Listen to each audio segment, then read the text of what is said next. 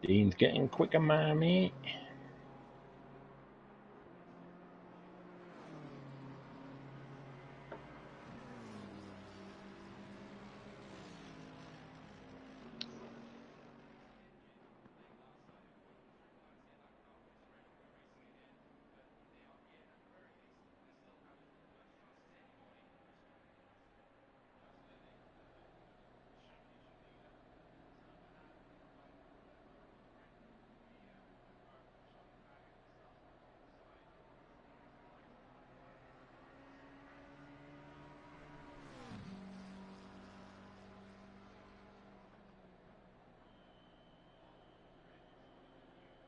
Oh, I'm clicking now.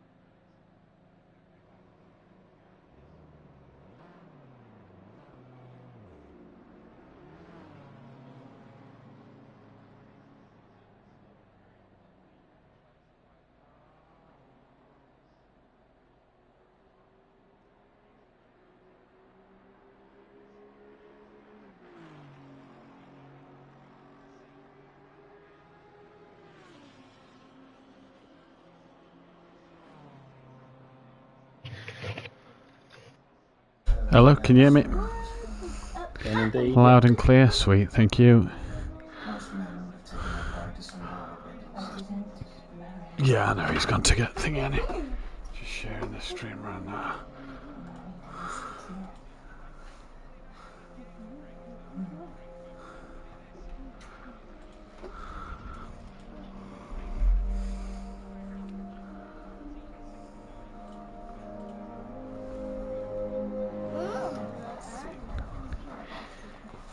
You are naughty. Just a little taste. Just a little one. So does that mean you are fucking littling? Terrible. He's got his foot right up my shirt here. Oh shit, I spun. Fuck. How's it going, Jay? Not too shabby, dude. I see Dean's in. Yeah.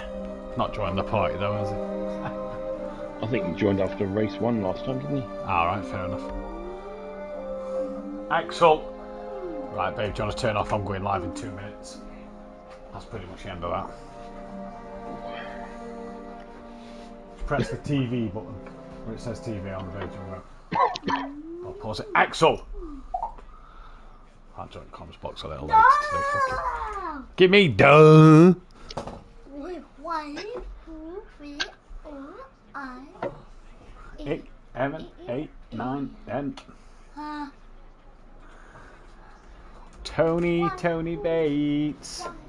Tony Bates.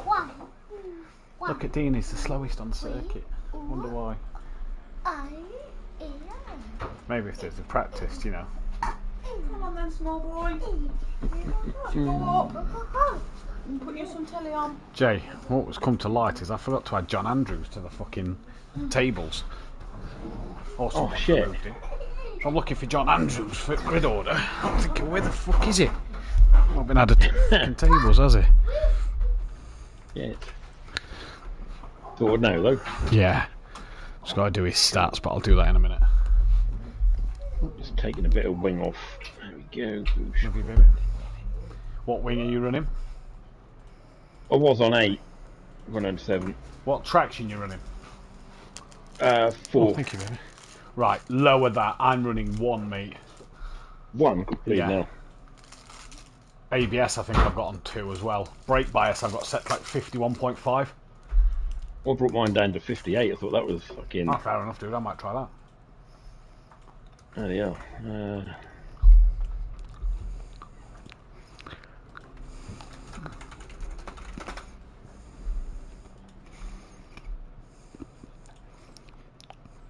And how is the popper of tones? Alright.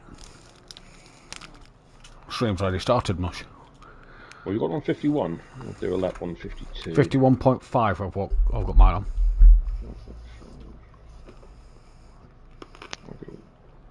I'll just run up a wee bit lower. Yeah. Yeah. I've never seen a bull's ring though, so... There he is. I'm fucking too good, aren't I? Fucking too good. Babysitted a dog and made it in time. Get the combos box on, mush. Why haven't you done it? I'm sharing the stream at the minute. Fucking hell. Can't get the staff these days, hey Jay? I know. Always want the pay rise as well. Exactly, I know, right? Pay rise my ass, he's the fucking owner. Yeah. Have fun, Jay! Hello, just hit me, pal. Just hit me. Cheers. Hit you? Ain't got a clue. Ah. Best of luck, dude. Cheers, mate. Coming out of the bloody pit. What a knob end.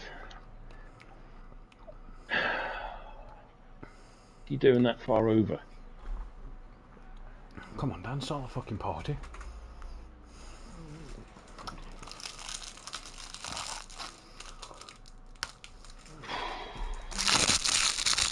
There you go, Tone. Just for mine.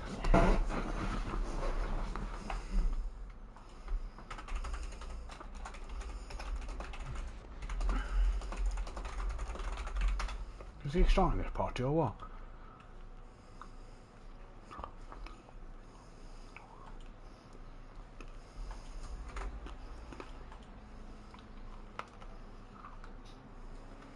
You get a replay, there we go.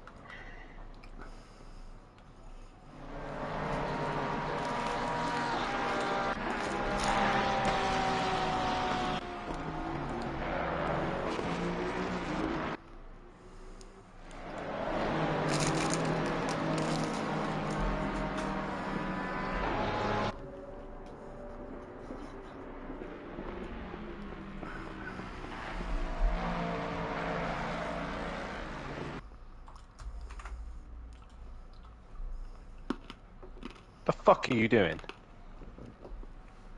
Press join the comms box and it didn't join the comms box. It set up my own party or something.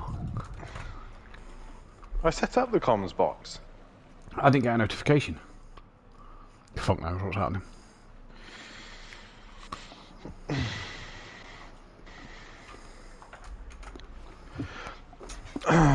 What's that? Get. Richie seems a bit quick round here. Yeah, he does a bit, doesn't he? Get you. Browser source, properties. Paste. And he's changed his livery. Oh, he has? Okay. I believe so. What was he running last week? Hang on, let me just fucking... just double check this. It's green now. Does it match Mirko's? No, it doesn't. I bet he's changed as well. Where's he? P8. Is he grey? Like grey base with black and a bit of green trim.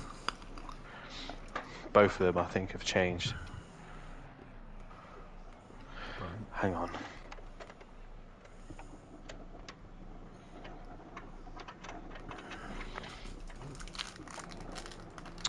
Will this fucking PC work? I've been having problems with mine. Oh no, it's the second screen, man. It comes unplugged and it pisses me off.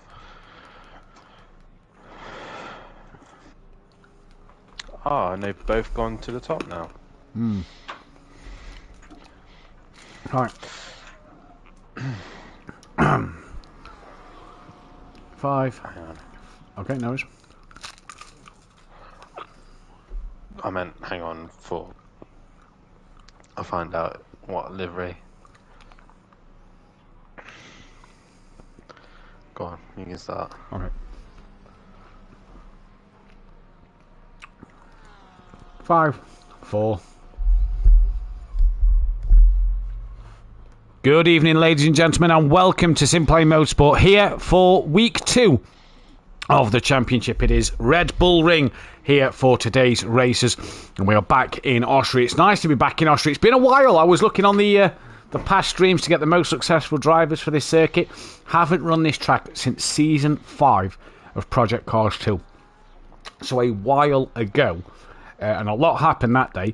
In what was 2 fantastic races between the pros and the pro-ams, but we are here back for the first time on ACC. It only got added earlier this year. Let's not forget, did the Red Bull Ring to this game. So it is brand new to this game, a couple of months old. It's going to be an interesting race to see what happens throughout today's broadcast. I'm your host, Matthew Duffin, joined in the box by Dan Davis once again. Dan, good evening to yourself. Great to be back at the ring. Good evening, Matt. Good evening, everybody. And yes, it's very exciting to be back at the Red Bull Ring once again. And yeah, it's an exciting night towards us. As like I said, it's been a long time since we've run it, since the Project Cars days. But it's nice to have the Red Bull Ring back. And what a challenge we have ahead of us tonight. A lot of it is to do with track limits and how many drivers will push the limits tonight. That is the question. But nonetheless, I'm looking forward to it, and Red Bull Ring has always been an entertaining race, and not being so lucky for myself, but I know, Matt, that it produces some fantastic races nonetheless. It's produced some great races and some great fights over the courses of the championships back on the Project Cars 2 days, but we're here for the first time on ACC. Currently have 22 out of the 23 drivers who are scheduled to be here. Now, I do believe the Jackal will miss race 1 and will be here for race 2. That is why we have 22 at the minute. But we have a returning face back into the league. I say a returning face. He's in Pro-Am now. He's running what looks to be the same colours as it is in his endurance championship for the Rust-eze racing team. That is Monkey Boy. And Dan, he's going in that Ford Mustang. Bit of a challenge for him. Obviously, we saw that with work and things last year, he wasn't able to attend the full Pro Series. He's took that step down to Pro-Am. And this is going to be an interesting little insight for him this season.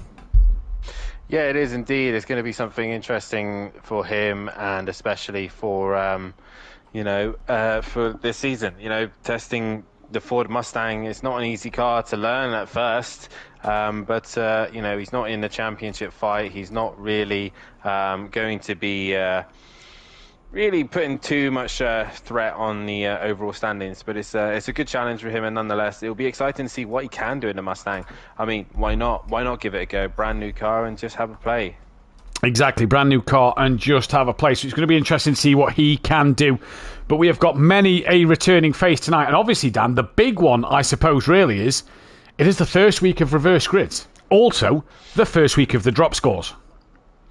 It is indeed, and it's going to be interesting to see how the guys who did well last week, so the likes of Max Mulder and Dizzle, are going to be able to work their way through the pack in the short sprint race that we have. It's the idea of it is to allow the guys who are unlikely to win races on pure pace to have that chance, but it also shows how great a drivers the guys at the back of the pack are, and they make their way forward. There's all sorts of drama, but from what we can see from the weather, it's looking just a little bit cloudy here, and I think we're meant to just have cloud for most of the session, but the pros, on the other hand, they might be having a bit of sprinkled rain coming their way, but looks pretty settled here at the ring. It does look pretty settled at the moment, and you're right, forecast's not looking great for tomorrow's race. It does look like there is rain around in the end. It looks like these Pro-Am drivers have just missed that of the rain in today's race. The rain forecast to come later in the day, in early hours of the morning, running through at least until midday tomorrow, is the forecast in Austria. And don't forget the Pro Boys weather is locked in as from now, so that is what the weather will be, a sprinkling in the air, but as is with ACC, you just never know when that sprinkling is going to come. 22 drivers currently out there on the circuit at the moment, and this is going to be one of two races today, like Dan said, the short 20-minute sprint race, and then the feature race of an hour long. And the fact of guys going from the back of the grid, it is going to be an interesting one to see what the likes of Dizzle and Max Mulder can do throughout this race. Not a lot of cars out on circuit, still with 2 minutes to go. Plenty of drivers in the pits. We've just seen Cranky Duckhead go a little wide. We've also got John Andrews out there on the track, and currently the pace setter, Richie Michel, who is topping the timing screens at the moment. That is an impressive lap time. That is a very impressive lap time. Man's been putting in some time and practice. I have noticed, though, one of the rules stating this season is drivers will have to stay in the same coloured livery unless it's for a special event. Has to be mentioned to the admins, and both of the Assetto corsa drivers have changed their liveries, so that might have to be looked into. But either way, he is running the green here at the Red Bull Ring. Which makes it a little bit more difficult to obviously spot, because when you get the idea is so the commentators can get used to the drivers, deliveries, and you the fans themselves, you know, you have your distinctive drivers, you know who's who, and we can go from there. But nonetheless, it's definitely good pace from this man at the minute. He's been setting the pace in all the practice sessions that, you know, he's been quicker than most of the Pro Boys as well. So he's really showing what he can do in this Ferrari at the Red Bull Ring. Yeah, looking to maybe prove that the Ferrari could be a good car out there. Monkey Boy has now got the Ford Mustang on track, and we saw a couple of Ford Mustangs last time out. NRT F. Gomez makes his debut tonight. He's also in the Ford Mustang. We saw Kieran Argent last week, and a few of the pro drivers have a bit of a good showing in the Ford Mustang, so it's going to be interesting to see what it does here. Seems to have good straight line speed. That is going to be the key around the ring tonight. It's going to be traction out of the corners, and that top speed down the straights could do this Mustang some really good, or get some really good points in this race. Has Monkey Boy tamed the Mustang, though? That is the biggest question. With 11 seconds left in practice, he might just get a lap time in. I don't think he's going to from there now. He looks like he's a little bit too far back. I think he crossed the line. He did get a timing. So there we go. He will get one timing on the board. Oh, no, he didn't. Oh, did he not? There we go. So Michelle Ritchie is done. So the only man who is on a flying lap time now is John Andrews, currently in this session then, to get a lap time on the board.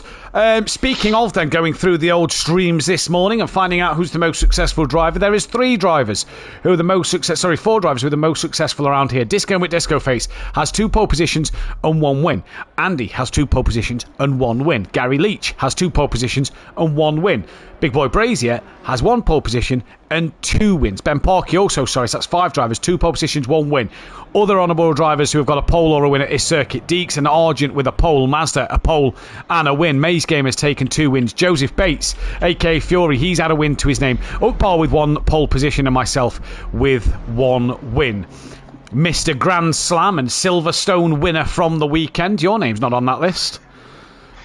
Not a British circuit, is it? No, exactly. And if you're wondering what I mean by Mr. Silverstone winner at the weekend, myself and Dan took a trip to the British Touring Car Championship to Thruxton, and it was fantastic, great action, really good circuit. And our boy Dan Davis beat off the audience and beat off the crowd to win himself £100 to spend in merchandise at a stall at one of the touring car places with a fastest lap time, a hot stint time basically, at Silverstone. And well done, Dan Davis. Congratulations. Oh, thank you, mate. It's I worked hard for this. All these who says sim racing doesn't pay, right? Yeah, exactly. All those laps around Silverstone. I just would like to thank my dad, my mum, and also my fantastic sponsors as well. My local Cornish pasties. All the above. If it wasn't for them, I wouldn't be in this opportunity. But obviously, I got a short mention of SimPlay Motorsport as well. I guess they helped me out along the way. But no, it was great. It was good fun, and yourself and Fury also had a go as well. Yeah, and, yeah. I'm enjoying my Porsche hoodie right now. That I'm kind of just Porsche hoodie and a Lewis Hamilton Mercedes to go on the shelf. Now, one thing to put into context, viewers from home. He's like me. What we was doing is Dan nearly won £200. He nearly won the event on the Saturday. Got beaten by a driver. Me and Kelly were stood behind Dan. Literally, Dan, you need 8 tenths. You need 2 tenths, Dan. You've beat him. Well done. And then at 5 to 5 minutes before the time ran out on the Saturday, I walked past the stall going to the infield, and the same guy who Dan had just beat Dan, but luckily enough he couldn't manage it on the Sunday. So well done, Daniel. I don't think he turned up for the Sunday. Either way. Enough about me.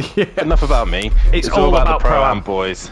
Yeah, it is. And obviously, regarding the championship standings and the way it is, we have gone into a reverse grid order due to that. And obviously, as you can see, the guys haven't been doing a qualifying session. We've dumped the qualifying session for race 1. We're now going into straight the race. And you can see it's looking like, again, this cloud is just lingering around. It's just going to be staying here. And we will be going in reverse grid of the championship. Obviously, the guys who haven't started the championship will be at the front of the grid. And I'll allow Matt to run through the order. The grid order then is NRT F. Gomez, your current pole sitter on his debut tonight. He's racing in the Ford Mustang. It's a Mustang lockout as it's Monkey Boy then behind him. Robert Smith is then in P3 from Dean Wysocki, who is then in P4. John Andrews lines up in P5 to make it a trio of BMWs. Dean is P6 with Mirko Ricci P7. DJ Phil Green is P8 with Diego Flores in 9th place. John Gooday lines up P10 with Darren Bell lining up P11.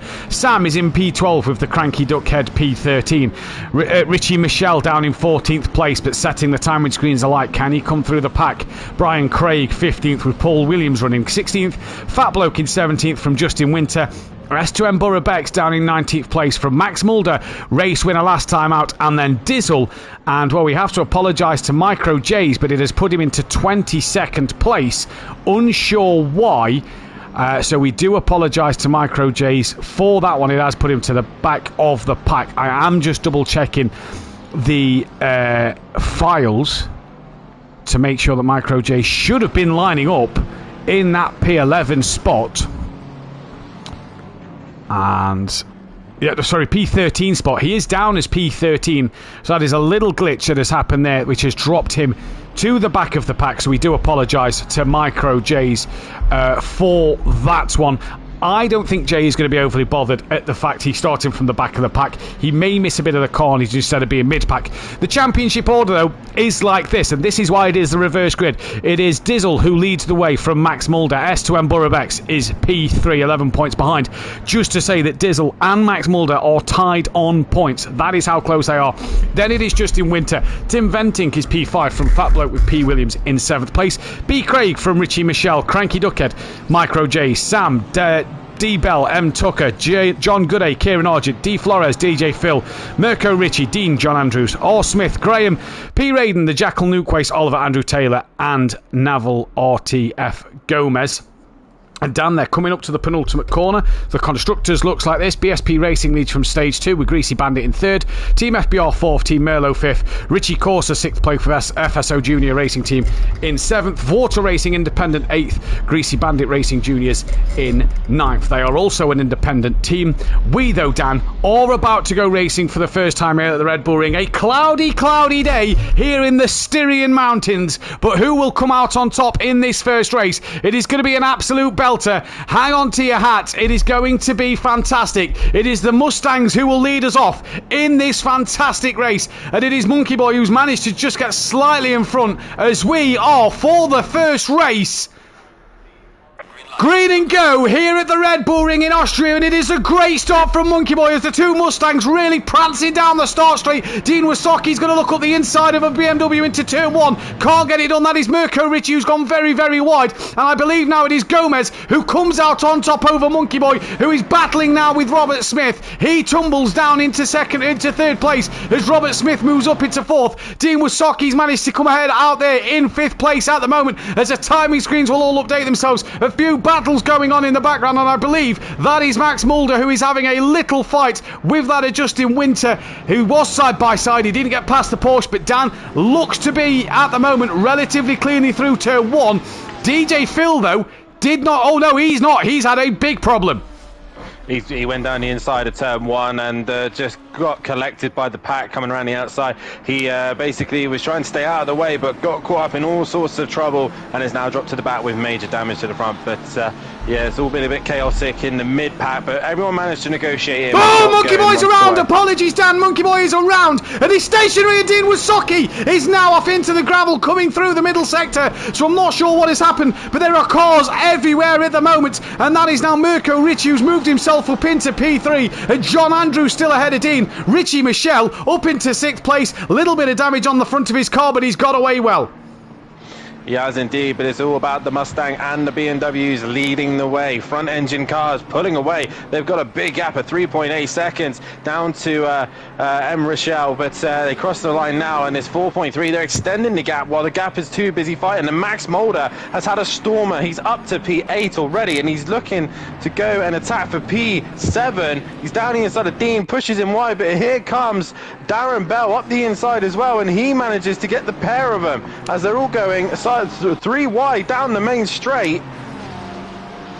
Yeah, this is interesting, and now Justin Winter is going to have a look into this as Bell and Max Mulder just bounce off each other a little bit. Now Justin Winter's looking up the inside of Max Mulder. He gets the move done. John Gooday's not had a great exit out of turn 2, and this mid-pack bunch already really hustling for positions, and it is so congested there. That was Dean and Justin Winter bouncing off each other. Max Mulder's looking up the inside of Winter. Winter's going to squeeze into the inside. Max manages to get on the brakes early and tuck back in behind, but already a chaotic start in this midfield.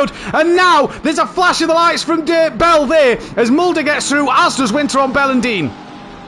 Yeah, it's all a bit chaotic at the minute. We're staying on board with this group, and Dean's dropping back behind his former teammate and dropping right into the pack. It's turned into what was a 4-way fight into now like a 10 or 11-way fight as Fat Bloke's just on the edge of this fight on the front pack. But Max Mulder getting his elbows out, and the aggressive driver that he is has pulled away. Meanwhile, the top two are long gone into the distance. They are long gone into the distance, and just behind this, P. Williams collects Dizzle, and Dizzle caught up in a moment once again, coming down towards a penultimate corner. They was 4 abreast with Diego Flores and I believe Cranky Duckhead, and that has put to bed that one. DJ Phil is in the pit lane with that damage, and yeah, where did the guys come out? Dean Wysocki moves ahead of P. Williams now, as does Monkey Boy. John Andrews dropped it from P5. He's got to be cautious on the rejoin. He has indeed. Meanwhile, the top two are swapping places all the time, but they're being smart about it. They're not holding each other up. They'll slipstream one another, let the other car through, and as they're doing this, they're pulling a gap of 4.5 seconds ahead of the two Richie Corsa teammates who are trying to catch the leaders, but they're just not making any headway. John Gouday's finally cleared the gap behind him, and he's got his teammate behind him now as they all start to spread out a little bit, and a few guys have dropped to the back, but nonetheless, DJ Phil's in the pits and gets his stop done as Dizzle and Paul Williams are right at the back of the pack. They are right at the back of the pack, so they've dropped right behind Monkey Boy and Dean Wysocki, who was the other two cars who was off earlier. Micro J's has gone from 15th from the back of the pack at the moment, but like you say, the two leaders currently exchanging exchanging places very cleverly here. Michelle Ritchie is now on the back of his teammate Mirko Ritchie then. This is for 3rd and 4th. Will the Ritchie boys do the swap and let them pass? Remember, pit entry is an interesting one here. You have to be on the inside of the white line before entering the pits. That is what Mike Matthews, the admin member, posted yesterday, or Monday should I say, to get right. Mirko Ritchie pulls to the inside of the start straight, and I think this is the team tactics. Let Michelle go, and he obliges. Michelle moves up into 3rd place. Yeah, but he hasn't made it any easier for himself. He ran wide and basically just slowed the pair of them down, and once again that gap has extended for the top two. They're just pulling away. They're just drafting one another as the Mustang runs a little wide, and the BMW driver Robert Smith looks to the inside but can't find a way past on F Gaines at the minute. But it's all push and shove at the front, but no one's really catching them. They're kind of just left everyone else to dead. Meanwhile, Max Mulder's looking to make a move on Justin Winter at the minute, but can't seem to find a way through, as a lot of cars have just dropped off the pace ever so slightly. 3 drivers into the pitch. John Andrews, B. Craig and Dizzle. DJ Phil must have pitted before the pit window opens. Oh, and in the background, Diego Flores hits the back of the water racing car of Darren Bell, and Bell has just bounced off the barrier back into the path as he was spinning round of Diego Flores. That is catastrophe for them 2 drivers. That is going to be huge damage. DJ Phil's got to pit again. Dizzle is now away as he comes back into the pits, but that is more drivers and more dramas already here. Darren Bell has returned to pit lane. He has indeed. He's not had the opening lap that he probably would have wanted. But welcome to reverse grids. This is what happens. You've got to pick your fights. You've got to keep it clean and stay out of the way.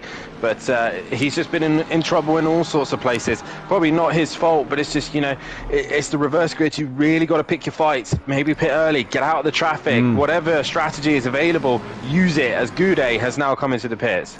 John Goudet into the pits then. So he is in from P5 on the grid at the moment. Max Mulder now going to chase down after Michelle Ritchie.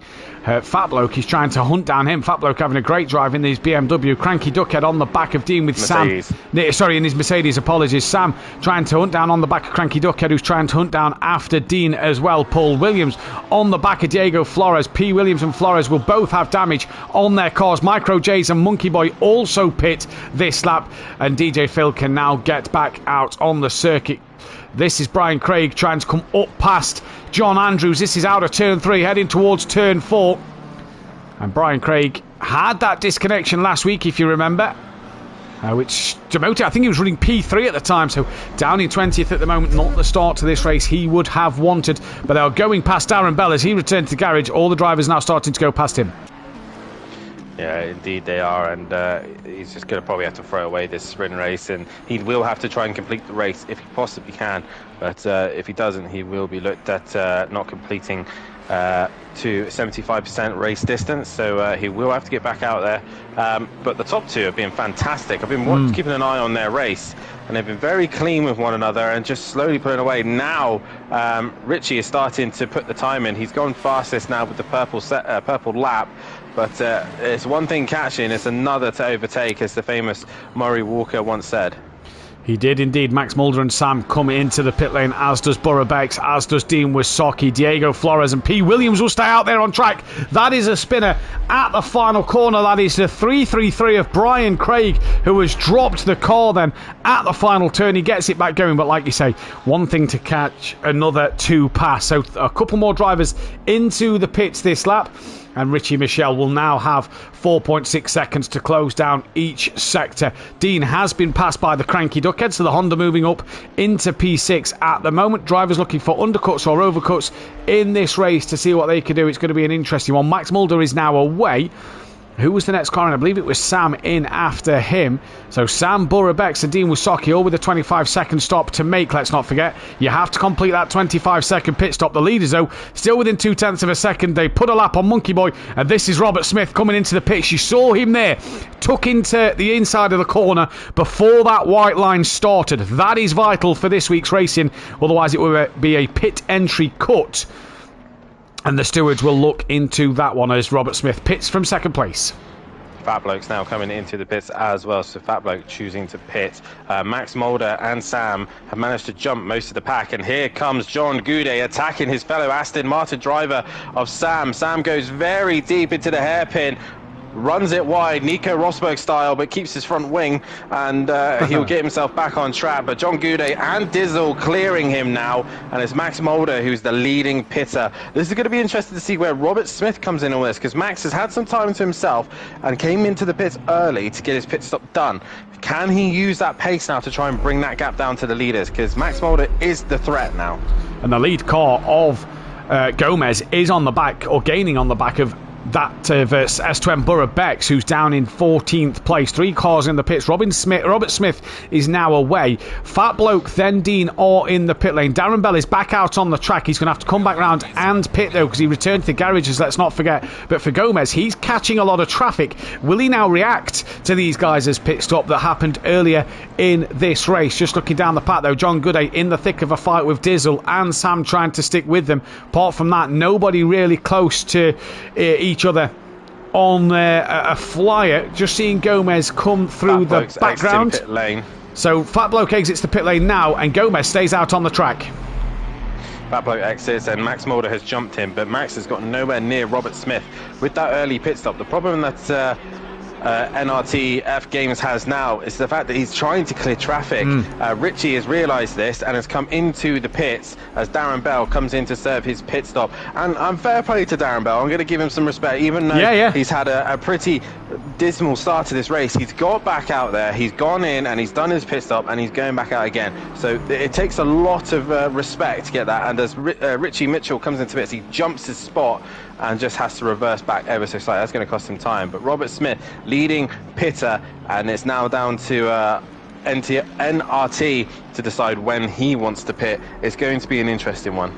It is going to be an interesting one. On the top, the other 5 drivers do pit. NRTF Gomez is the only driver to stay out there on the circuit now. But it is Robert Smith who leads this race. Gomez still yet to pit, and you can see Richie Michelle hasn't gone green yet. Gomez coming out the final corner, and this could be huge. But John Gooday has lost out to Dizzle and to Sam, with Borough Bex not a million miles behind. Dean come out of the pits ahead of Micro J's, so Jay's now got to catch him down. But Jay actually had a moment, because he's actually fell into the path. Oh, speeding in the penalty for D Bell.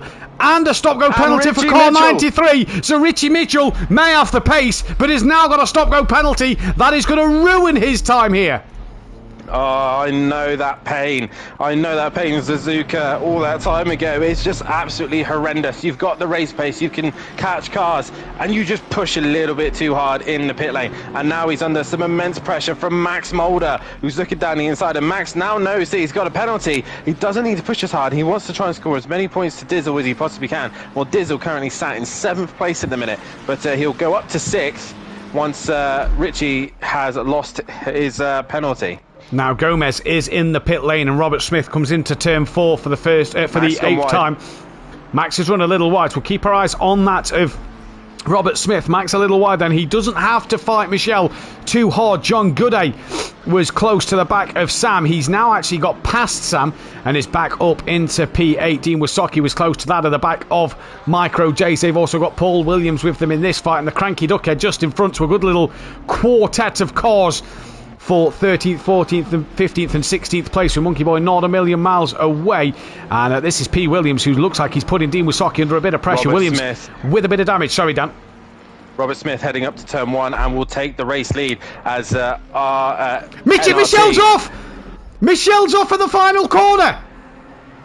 All that hard work, all that pace that he had, and he's gone and thrown it all away with just silly errors and silly mistakes, and he will have to serve that penalty within this race. He will not run out of time, but Robert Smith now leads this race in the BMW ahead of the Mustang of NRTF Games. And Max Mulder now up into 3rd from the back of the pack. It shows you can work your way to the front. It does show you that indeed, and for Richie Michelle here, he's going to lose out even more. Where he may have come out, he's no longer going to. Sam and John Gooday are side by side coming up towards turn 2. Sam looking to the outside line once again. Aston v Aston, and they both get a poor exit. Sam wide over the sausage curb. John Gooday just had a bit of a slide on the rear. That's allowed them both to get a poor exit. Borough Bex is watching on from the background as they come down towards turn 3.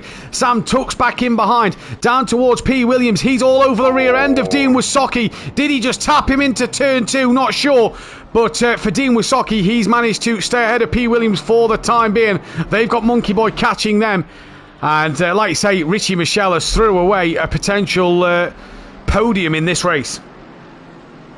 Yeah, the 64 of Darren Bell has cleared his pit stop and his drive-through as well. It's been a painful race, but again, I'm going to give him some massive respects for just completing the race. It's hard enough on its own, but it's definitely worth just getting every single point where you can. John Goudet, meanwhile, I was watching his fight with Sam, and as they came down to turn 3, he was all over the curb, and the rear end did not look happy, but he looks a lot faster here at Red Bull Ring than he did at Snat, which is nice to see. Nice to see the current Constructors champ looking better this time around. Richie Michel is in. He's lost out to Goudet and Sam and Borough Bex. Here comes Diego Flores and Dean. Behind them it will be Cranky Duckhead, Micro Jace, Dean Wasocki and P. Williams. They're all going to fly through, as will Monkey Boy, who's got damage to the front of his Mustang. John Andrews might even get on the back of him. B. Craig might be a push. So Cranky's through, Jay's through, Dean's through, Williams is through.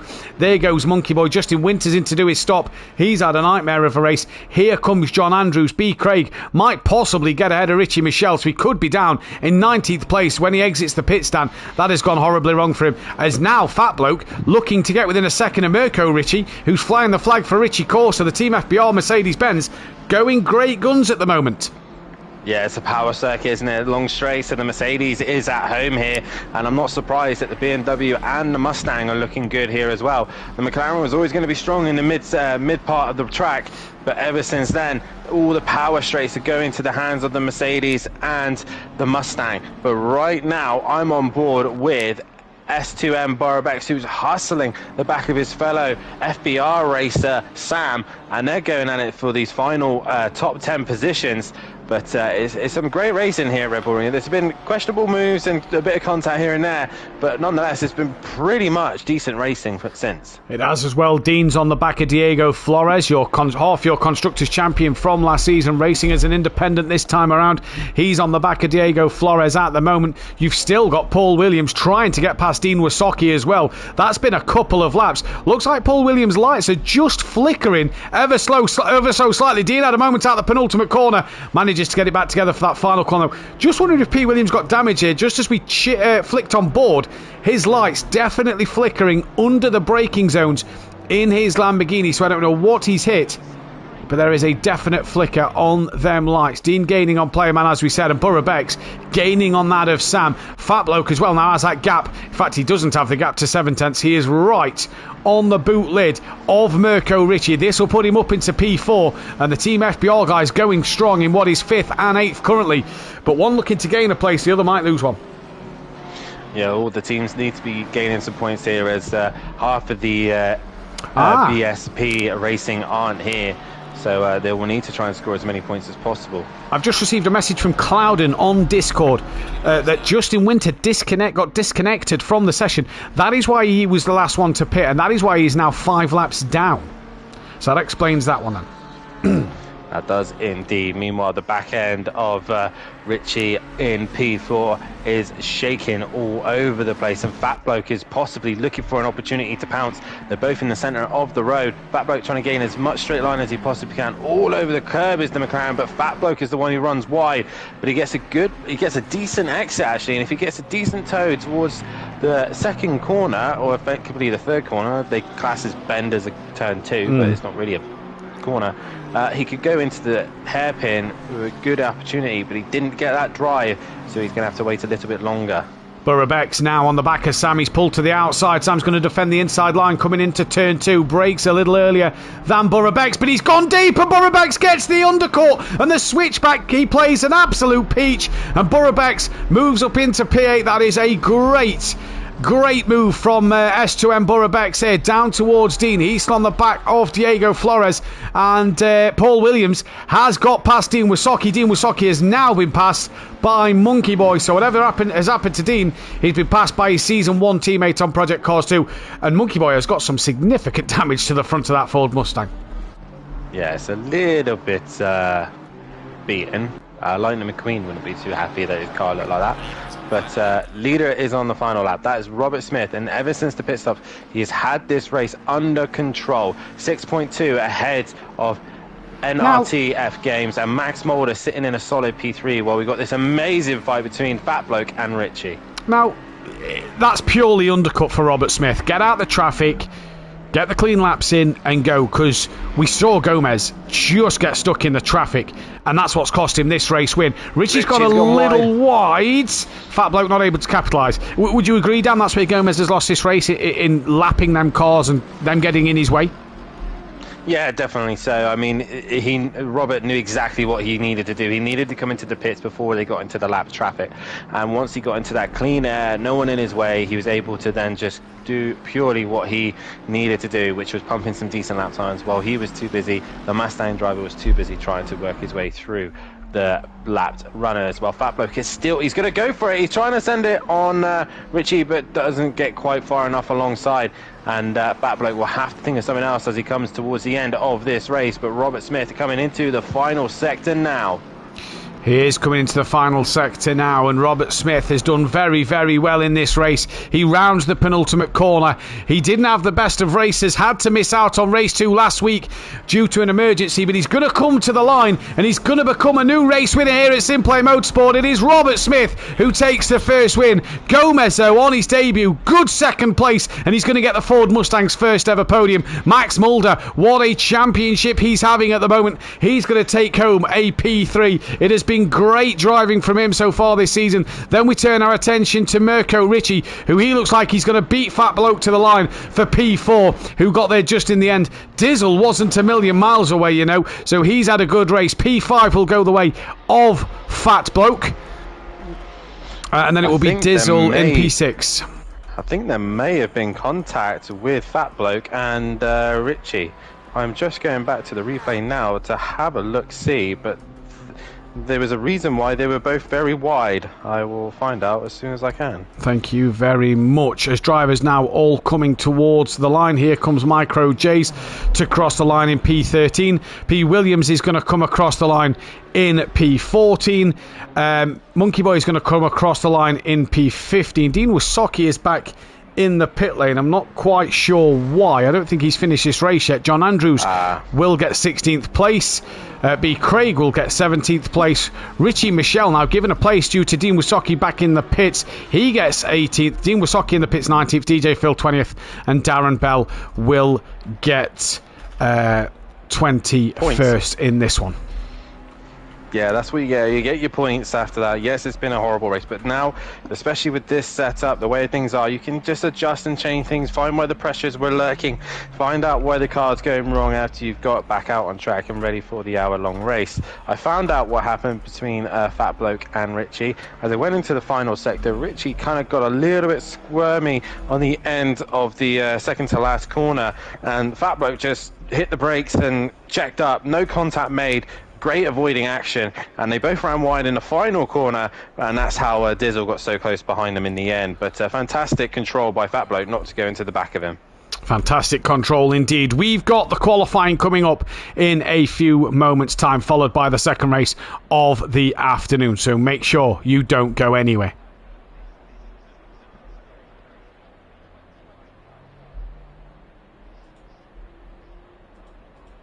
We're clear. What on earth was DJ Phil thinking? You've gone on the wheel, haven't He just sent it into turn 1 and just hit everyone. Up into Dean at the end, because we're now waiting for him, because he's not technically crossed the line. Don't know. You want Dean? Yeah, we're shocky. That's now why we're waiting for this session to end, because he's the only one who's not got a checkered flag next to his name. So something's happened to him, because he was behind Monkey Boy and he's now behind Richie Michelle. Don't know. And now it got ends. replay there. Nice. John Andrews, where did John Andrews get in that race? John Andrews, 16th. And that is everybody. Fucking, have you seen Mike? Mm-hmm. You got the grid run.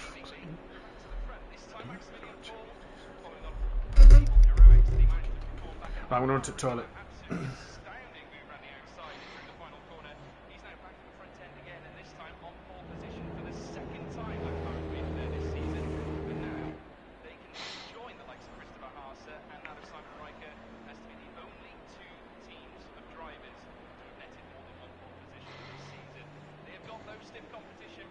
cars in the mix. A single point in terms of the championship fight is all that separates the likes of Sam Dahan, Charlie Bag, and the Motorsport team of that of Marcos Seabear and Diego Menchaca.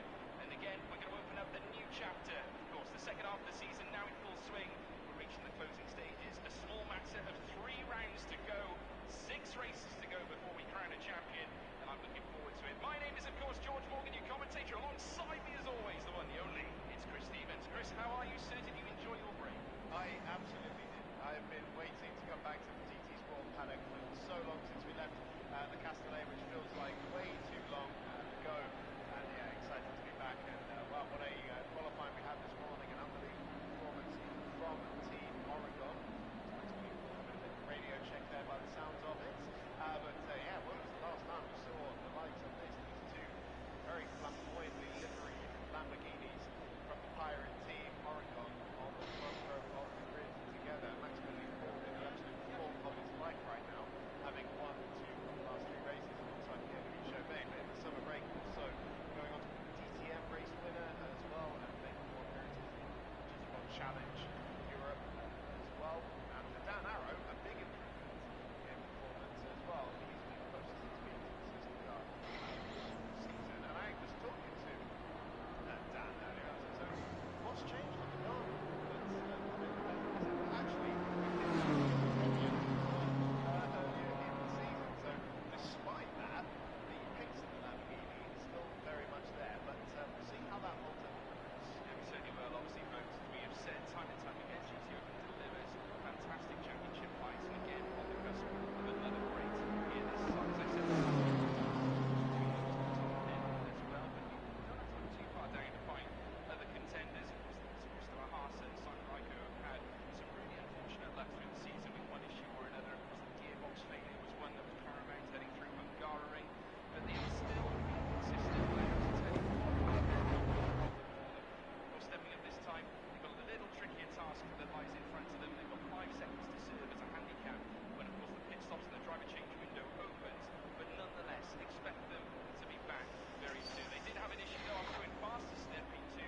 There was an issue with the engine. They had to replace the engine late last night. They were working through the night to get that car fit and ready to go racing again. But they are here at the very least and still have as much chance as anybody of scoring big points today. Absolutely. And here we have a little championship leader, Sam Dahan, qualified on the 3rd row of the grid. We head in that car with Charlie Bag, and he starts alongside his nearest title rival, Marcos Seabear. Showing that car with Diego Menchaca. And for the most part, Mercedes, they'll be alongside each other on the 3rd row of the grid. This is one of the new Ferrari 296s that joined the grid. Stanislav Jeplinski, Poland, that's a brand spanking new Ferrari 296 for them. But yeah, talking about handicaps, George, the whole sitting car, and indeed the car in 10th place in the second championship.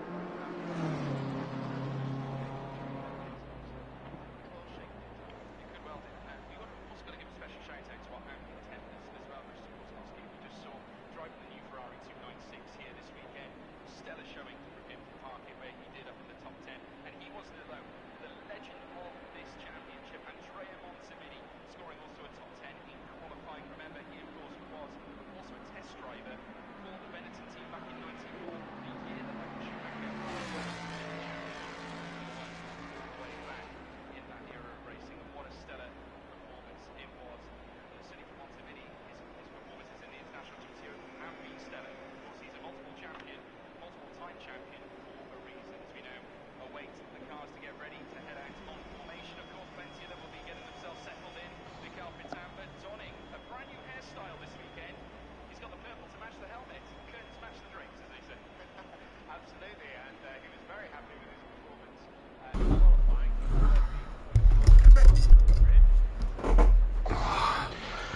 I'm back.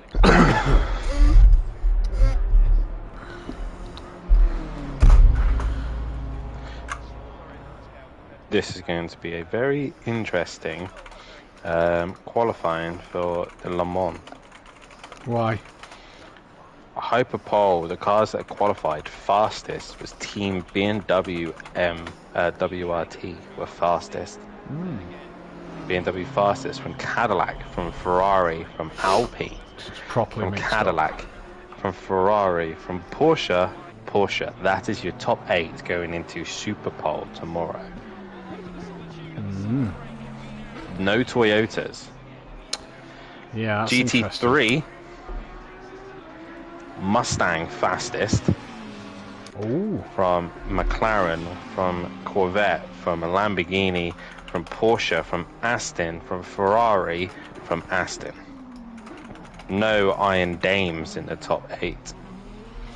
And then there's LMP2. But BMW fastest.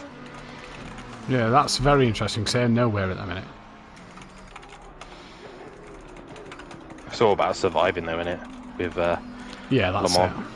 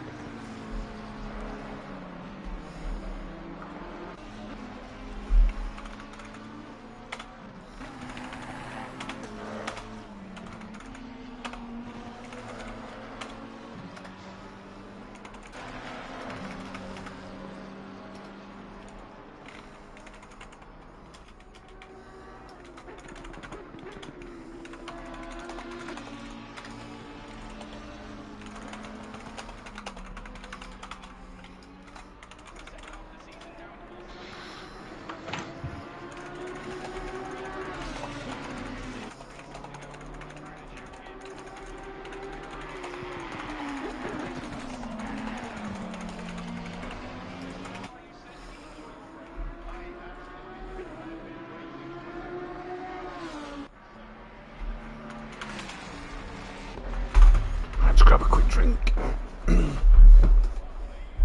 Jesus Christ, Mike.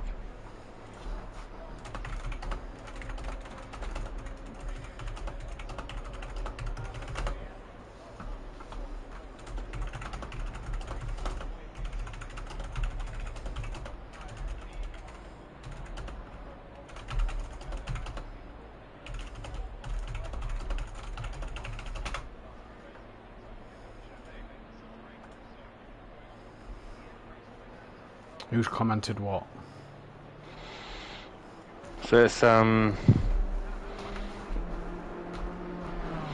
Michelle Ritchie saying that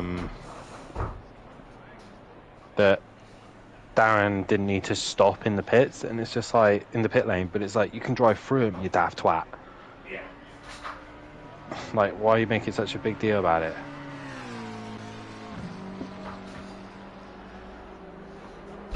Because he's rapid and he didn't win.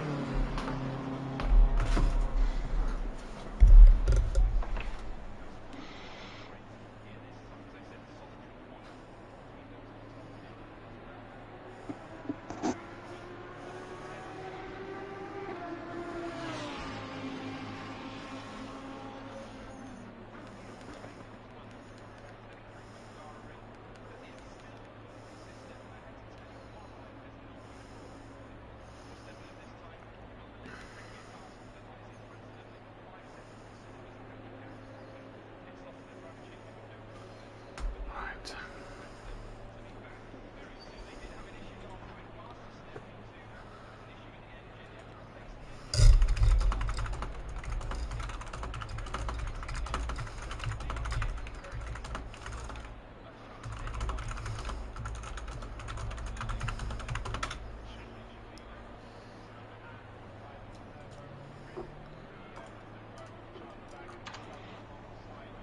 Right. Data soul range advance.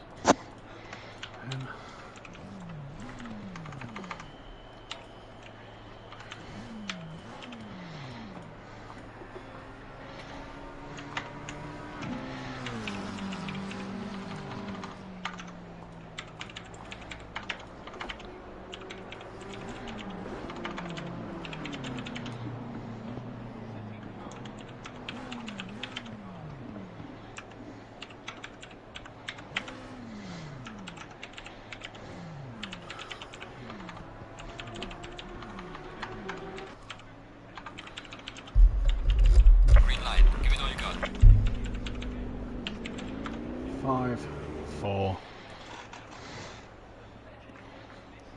Welcome back, then, ladies and gentlemen, to SimPlay Motorsport. Here for the first qualifying of the evening, the third qualifying of the season. I've got my money on who I think is going to be a favourite for this one. It is potentially Richie Michelle, but it is so far Brian Craig who is the first man out on the circuit. And I can tell you the championship standings are as follows. Max Mulder has a 12-point lead over that of Dizzle.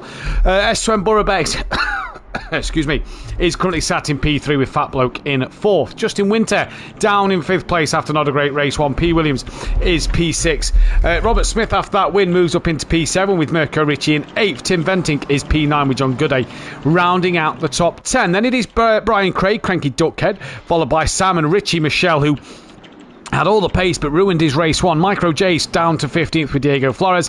Naval RT Gomez is P17 from Darren Bell. Then it is Dean, DJ Phil, John Andrews, M. Tucker, Kieran Argent, Dean Wasocki, Graham Andrew Taylor, Phil Radin, the Jackal, Nukewace and Oliver. Now, just looking, we do have the Jackal in, so he is in for this race. The constructors looks like this. BSP Racing lead the way, 21 points clear of Stage 2 Motorsport. Without Tim Ventink tonight, you feel that Stage 2 could really get a grasp on cutting that 21 points down. Team FBR a P3 with Greasy Bandits in 4th. Richie Corsa a 5th with Team Merlot P6. FSO Junior P7. Vorta Racing Independent P8 from Greasy Bandit Junior Independent P9. Manufacturers, it is McLaren 127 points clear of BMW.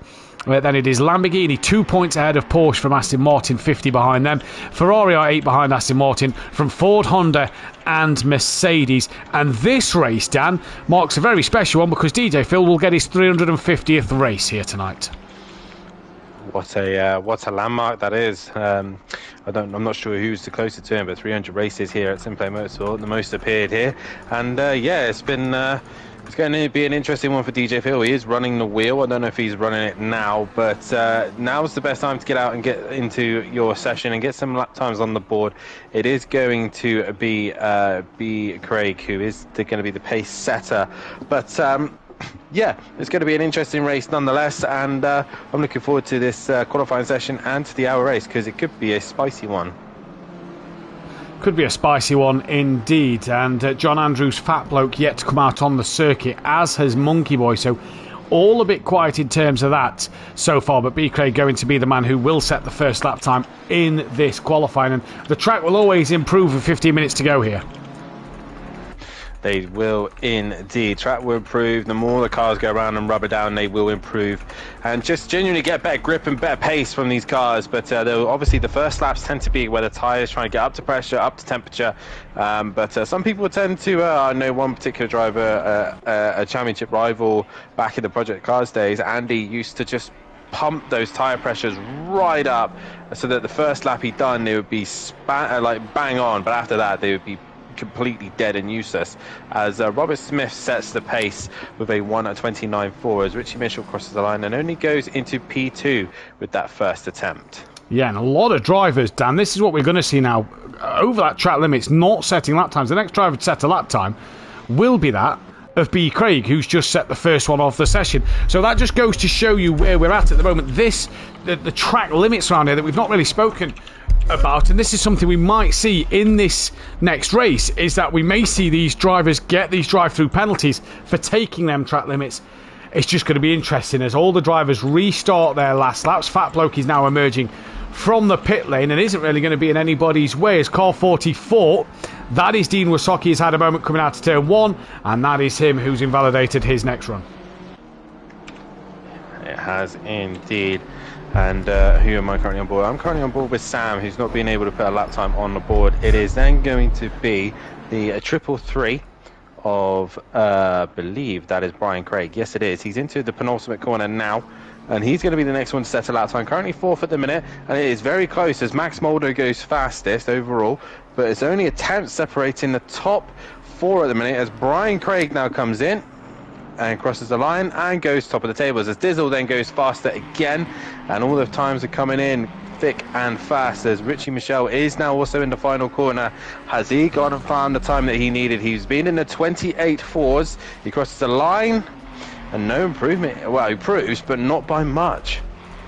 Yeah, not by much at all. So this is going to be an interesting one here to see what he can do in this session. Car coming round the final corner. I believe that is the 204. No, that one is through. The 204 is Justin Winter. Sorry, he comes down the final bend with that of the Ford Mustang of Gomez. Gomez goes into P6. Justin Winter stays P10. Car 8 of Hypertech is the next one, who will round the final corner and come excuse me, to the line. And he comes to the line now and sets a time good enough for P6. Next car on a flying lap is that of Sam, who's going to come out. The Aston Martin showing they've got a little bit of pace here. They do indeed, as it's still like I said, the BMW drivers are the ones setting the pace. The front line, the straight line speed in a minute is what's helping them. Max Mulder is currently on a valid lap time, so he comes to the line as Pete Williams crosses the line first. They'll put him into P10 as Max Mulder across the line and does not improve. So a little bit more time for him to find as Micro J's next cross line. He improves but doesn't improve on position. Doesn't indeed. B. Craig to the line. He goes back to the top of the timing screens before Dizzle knocks him off his perch there then. So these two exchanging lap times at the minute. It'll be S2M Burrabex who is next to cross the line as he comes to it now. And what will he do? 1.8 off the pole. Goes up into P6 before car 93 of Michelle goes and puts it on pole by 1/10 of a second. He does indeed. That's a 10th ahead, but we do know he can find probably 2 more tenths in it. But we'll see what the others got. They might have held something back in. They might have done their own private testing. You just don't know what other people can do. We're still waiting to see what the Jackal can properly do once he gets a lap time on the board. We've still got 3 drivers yet to set a lap time. Ritchie, Dean Wasocki and Fat Bloke. Dean Wasocki ain't on a lap time, nor is Fat Bloke. So these 3 struggling to get a lap time on the board at the minute. And this is going to prove very costly if you take these track limits in the race. Drive-through penalties for an hour as John Gooday now moves back up to P6. On the timing screens, it'll be then Sam who's getting a lovely slipstream from that. Looks to be, yes it is, it's Dean Wasocki. Sam comes to the line, no improvement, and it looks like he's going to return to the pits. 180 is then next to the line, and 180 there is no 180 that I can see. Is it 100 then that is next to the line? It is that of Monkey Boy who moves up, who's going to move up into P16 before the 77. Monkey Boy goes from 16th to 12th. Micro J's now looking to move up the order. He goes from 18th and goes up into 17th. Then it is car 75. That is Dizzle, currently 1.26 off the pole, at 0.126 off the pole, and stays that far behind as well. Does indeed. Sam goes back to the pits, as is Max Mulder. So these guys got a little bit more time to get back on track. Who is currently in the final sector at the minute? We've got a couple of cars coming to the end. We've got the 999 of the Jackal, one of the only few drivers who's actually chose a livery from the game, and he comes to the line now. He's currently 21st at the minute, and this lap time is going to be up to 17, so he found a little bit more time as a few more drivers exiting the final corner to try and get a lap time on the board. And we are still waiting for Dean Wasocki to put one together, as he is on a valid lap at the minute. Can he keep it all together as he comes into the final sector? Well, it's John Gooday exiting the final corner, 9/10 off the pole. He's in P9. He moves up into P6 and halves that deficit. Dean Wasocki, as Dan says, rounds the final corner now. The only man not on a lap time. And he's coming down towards the start-finish line now to start one more lap. Goes ahead of John Andrews and is just behind that of Dean. Can he find a couple more tenths in this car this time around? Monkey Boy will be the next car in his Ford Mustang. Ford Mustang's first podium in the hands of Gomez in race 1. What will Monkey Boy do is he's going to come to the line now. 2 seconds off the pole. Binds a 10th, stays 15th. It's car 75. That is Dizzle. Can he take this pole position? Can he indeed, as he can really do with the points. Yes, he does. He does improve.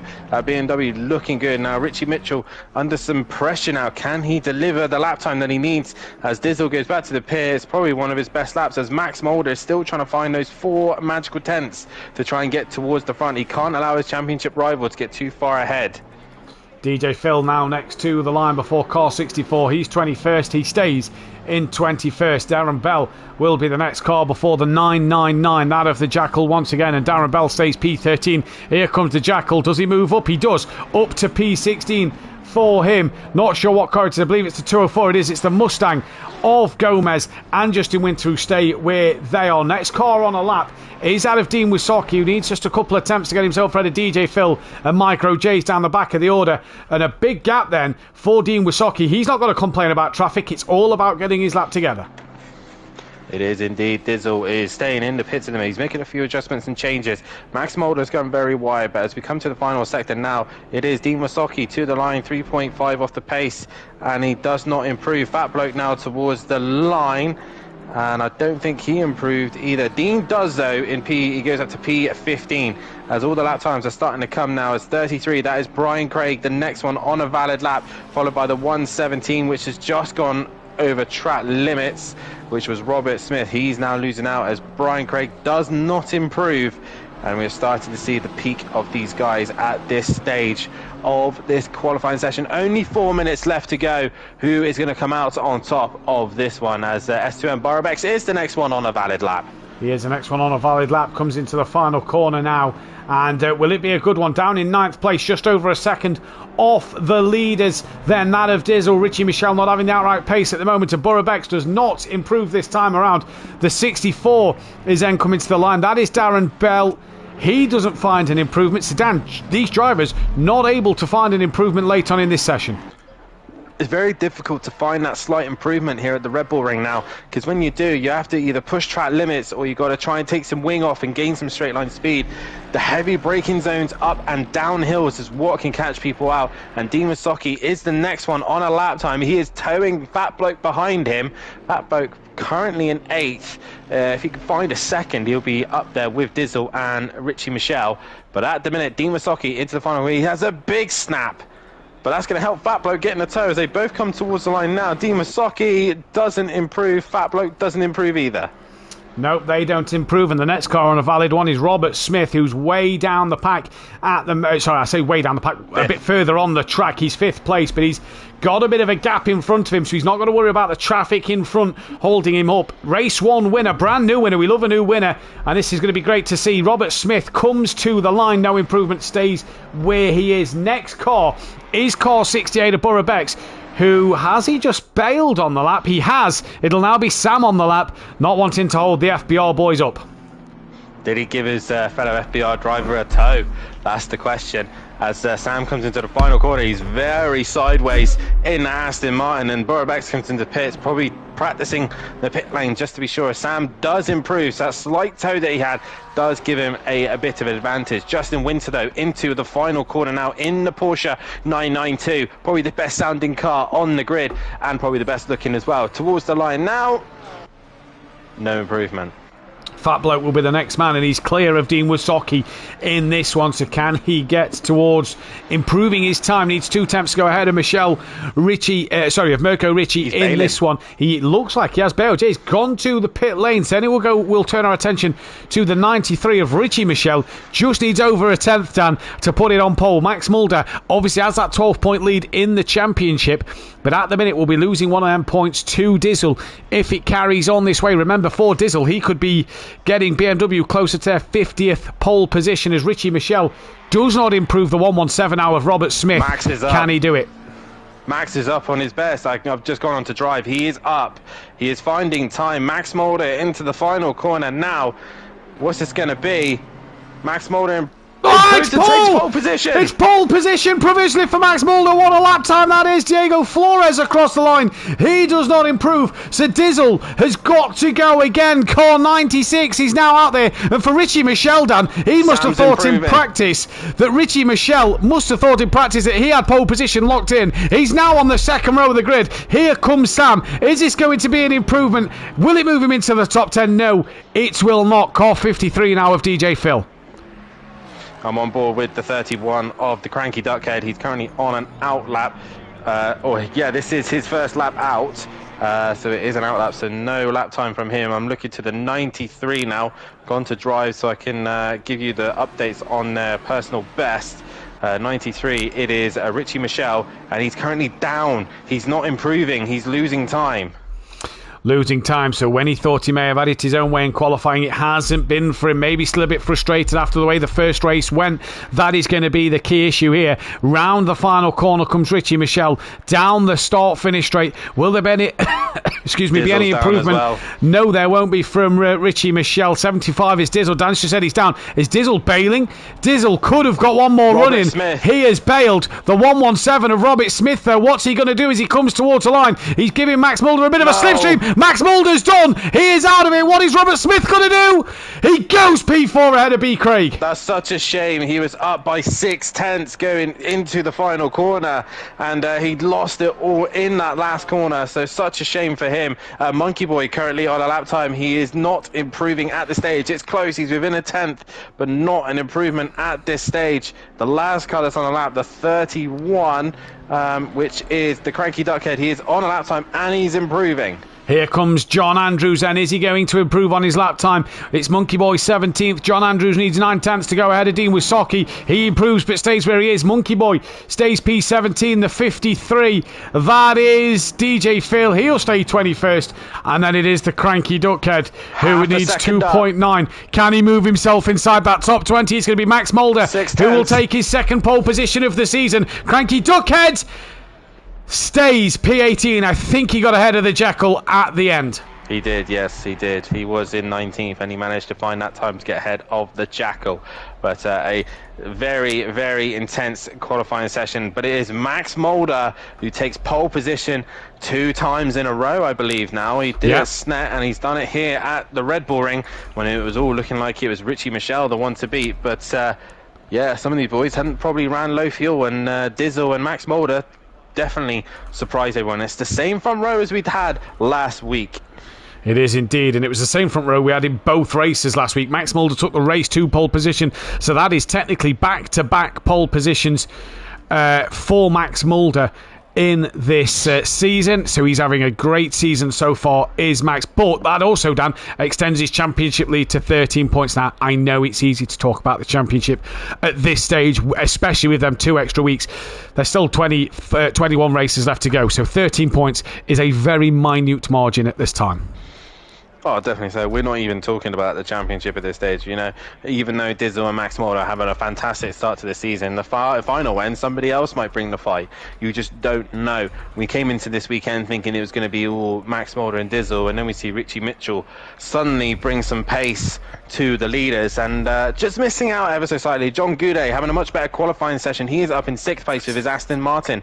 Brian Craig also looking good, and also Robert Smith taking his first win. There's another BMW driver that's in there to give the likes of Max Mulder, Dizzle, and John Goudet, and also Richie Michelle a bit of a headache, a guy to just keep an eye on by the looks of things. But nonetheless, the Mustang looking fairly average round here, I would say. Seems to be very good in the straights, but struggling in the corners. Struggling especially in that middle sector, I think, is where it's probably going to lose all of its time out of turn 3 into 4 and 5. But that for McLaren then gives it its 3rd pole position this season, 1 in the Endurance and 2 now in Pro-Am. That is its 72nd pole position. In terms of podiums, we saw one for the Ford. That is its very first. It now goes out of the Cadillac, the Jaguar, the KTM, the Maserati, and the Alpine. We also saw the BMW take its 124th, and I believe Max Mulder was on the podium to give McLaren its 6th podium of the season and its 210th in total here. The race win for the BMW, though, is its 2nd win of the season and 2nd win in Pro-Am.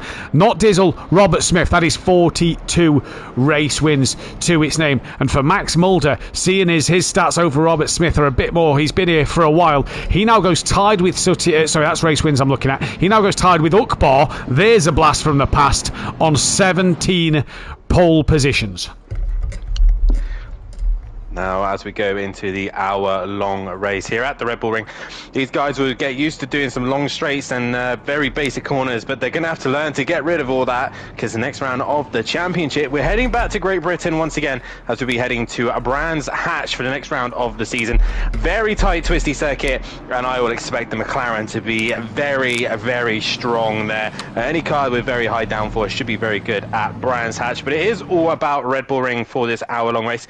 And Matt, obviously, any car is an option. You can choose whatever you like. If you were here just purely doing a Red Bull Ring race, what would be your car of choice? Red Bull Ring, do you know what? I'm probably looking at the Ferrari. Looks like it's got the best all-round. No, I thought I saw a car disappear. I'll probably be looking at Ferrari for this track. Seems to have good overall top speed, good on its brakes, good at the traction zones. Yeah, I'd go Ferrari. The BM obviously seems okay. It looks quite nimble, but McLaren we know is pretty much an all-round car. Yourself? There's definitely two cars that aren't in this championship, which would definitely be incredibly strong around here.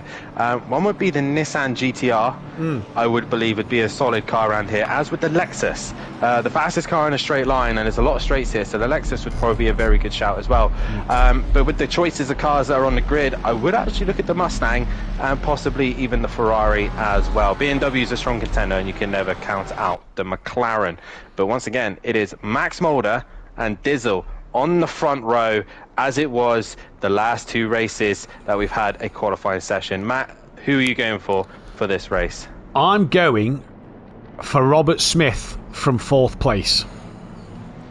Well, I'm going to be the boring one. I'm going to go Max Mulder for this one. Fair enough. And we'll see how this all pans out. Guys, let's hear you in the chat. Who do you think is going to win this race? Put your opinions in the chat. Let's hear from you guys. Hit that like button, subscribe to the channel, and hit the bell to be notified. Also, don't forget to follow Design Manchester and Audio Sport as well, our fantastic sponsors, as we get ready for the green.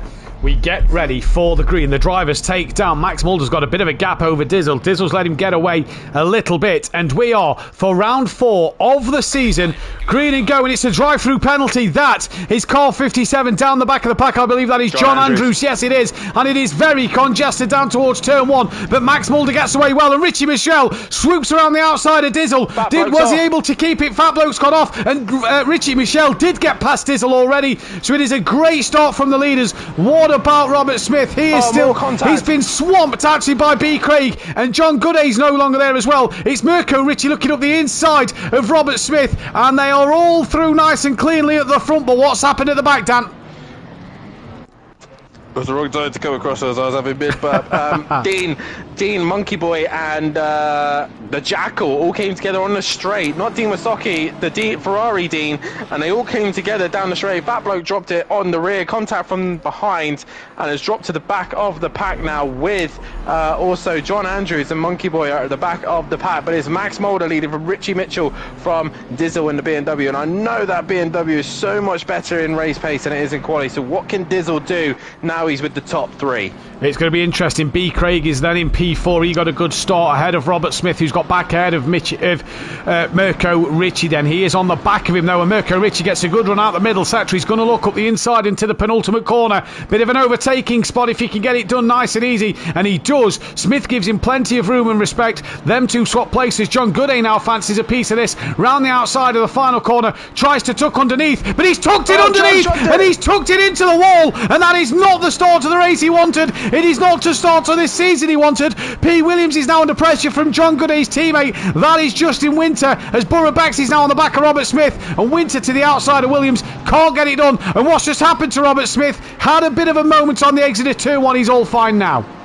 He's very loose. He was very, very loose going into turn 1. I don't think his pressures and temperature are up to pace right now, possibly a little bit low, but Borobeck's getting the job done and goes in front. Absolute disaster for John Goudet there, and it's just all because Ritchie was able to get past as there's a yellow flag for the back. It's once again, I think once again, Robert Smith.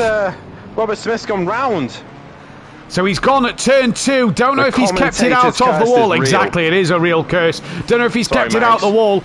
And that has put him down to the back of the pack, I do believe. Yeah, it's put him behind Gomez. The two Mustangs down the back of the order. But it is Max from Michelle from Diesel. Great camera angle here as they come down into the middle section from B. Craig, Mirko Ritchie. And then it is Burra Bex. Robert Smith is no longer there. So who's behind Burra Bex? They'll come through the second sector. It is P. Williams. Justin Winter still on the back of him from Diego Flores. Then it is John Goudet. Sam from Darren Bell, Cranky Duckhead. Winter's wide though, and that's allowed 1, 2, 3, 4, 5 cars through. That's allowed more cars through altogether. He's not got going. He's stuck in the gravel by the looks of things. Or is he just waiting for the entire pack to go by? Now, hang on a moment, Dan. Apologise. Apologies Paul here. Williams there as yeah, well. That's what I've just seen in the background. Paul Williams is with him. Has he waited and let Paul Williams go? So have they had a moment just as we panned away from them? Not sure, but Paul Williams is pulling over to the side and stopping and return to the pits. I'm going to have to find the replay now. Yeah, that's an interesting one to keep our eyes on. We'll have to see what happened there, but we're back with John Goody, who's on the rear of Diego Flores, and then he's got Sam and Darren Bell behind him. John Andrews needs to do his drive-through in the next lap, otherwise that'll be a further penalty for him. John Goody looking up the inside of Diego Flores. Is he through? Can he... get the traction out of the corner? No, he cannot, and that momentum all lost, but Sam and Darren Bell side by side in the background. So with P. Williams returning to pits, that gives everybody a extra position, and Bell still looking up the inside of that on Sam, and the Aston Martin driver drops the wheel into the gravel out the exit of turn 3, and that puts Darren Bell up another place, down back to Dean then, who is trying to hunt down DJ Phil. The Jackal has been passed by Micro J's. He's got Fat Bloke trying to come through. In fact, that's not Fat Bloke, that is Robert Smith. So let me just have a look here. John Andrews very slow, Justin Winter very slow. So what's happened to where's Dean Wasocki? Was in the pack somewhere. So there's there's Sam, there's Darren Bell, then it's Robert Smith. Dean Wasocki's up to 15th. Yes, so I'm not sure what's happened to Fat Bloke, but he was behind Dean. He's now down in 20th place. He is indeed, and what happened to Justin Winter and Paul Williams was Paul Williams ran a little bit wide going into the left-hander, going into the end of that chicane, and as he had done so, Justin Winter got right up behind him, made contact to the rear and spun him round, and he went straight into the wall, nose first. Major damage, and obviously Justin Winter stopped for him, but the damage is already done, and he is retired from this race in the pit lane. And he's also commented in the chat, dreadful driving by some, and if he's not happy, then feel free to please put in a ticket so we can resolve the driving issues. But at the minute, Sam's going side by side with Micro J's. They're having a good little scrap at the minute, heading towards turn 3.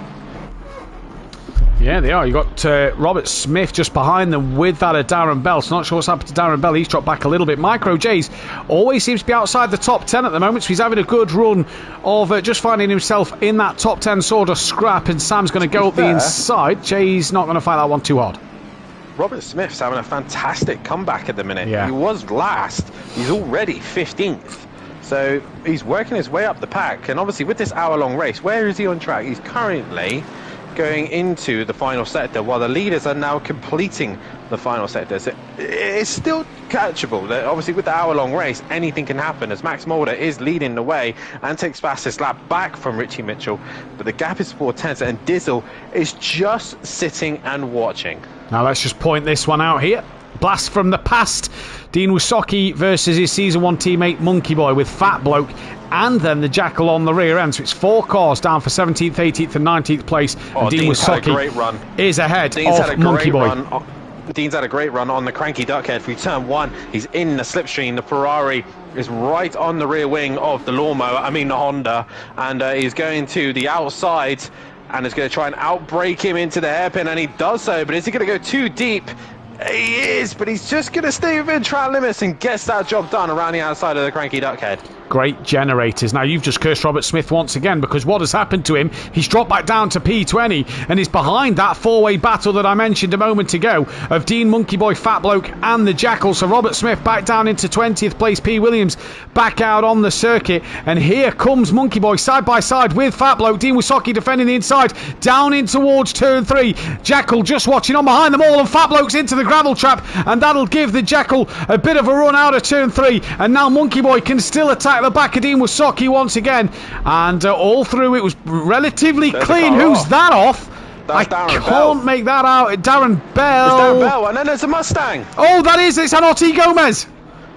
And Darren Bell's dropped it again. There's a lot of messy driving going on in this race here. Sloppy. A lot of cars off, and a lot of unsafe rejoins as well. Dizzle now sets fastest lap of the race, but he's lost pace with the leaders as Richie Mitchell's right on the rear wing of Max Mulder and looking to the hairpin. He is going up in towards turn 2, but Michelle can't do anything about it, and Max Mulder doing everything he needs to do. He'll be wanting to back Michelle into Dizzle so that Dizzle can start to put some pressure on. Speaking of the other Richie, Mirko Richie is coming under pressure from Borough Becks. They're within 0.6 of a second. B. Craig a couple of seconds up the road from them. We've got the cranky duckhead still trying to gain on the back of Dean, with Sam hunting him down in his Aston Martin. He's going great guns. DJ Phil, who's on the pad on the wheel in race 1, he said in the chat, he's on the pad for the second race. He's back up to 12th. Micro J's down in 13th. Has Robert Smith. The Jackal, sorry, it was the Jackal. Into the hairpin, he was attacking Monkey Boy, going into the hairpin. Monkey Boy ran a little bit wide, but that Mustang with the straight line advantage will try and stay in front, but he's got damage to the front end. They're all stuck behind Fat Bloke and Dean Wasocki, and Fat Bloke's going to send it on Dean Wasocki into the hairpin, and there's contact made. There is contact made. Did they both go around? The camera pans around now. Dean Wasocki still there. Fat Bloke is off. Monkey Boy got past all three of them. So kept ahead of the Jackal. The Jackal looks like he got caught up in that because he's still behind Dean Wasocki. And there is Robert Smith, who's now managed to gain 2 places because he's still behind Dean Wasocki. But Monkey Boy and Robert Smith, the beneficiaries there. The top 3 trading the fastest laps at the minute. Max Mulder's got it back once again. Dizzle just dropping back ever so slightly, but these 3 have long gone and dropped Brian Craig, who's having quite a quiet race at the minute as he's staying ahead of the other Richie, who's only 2 seconds behind, but he's got 2 SM Burrow-Becks right behind him. I don't know if Sam gave Dean a tap there, but Dean was very slow, bouncing over the sausage curb at turn 1, and I think Sam tapped the rear of him and finished him going round. Dean's lost out though back to Cranky and to Sam. DJ Phil's gone through, so has Micro J, so they've all got past. Where is Dean? He's got going now, but he's lost out to Robert Smith, the Jackal, and Dean Wasocki, so Dean's gone from 13th down to about 17th place. Monkey Boy's dropped it as well. He's dropped right to the back, probably took too much curb and went round.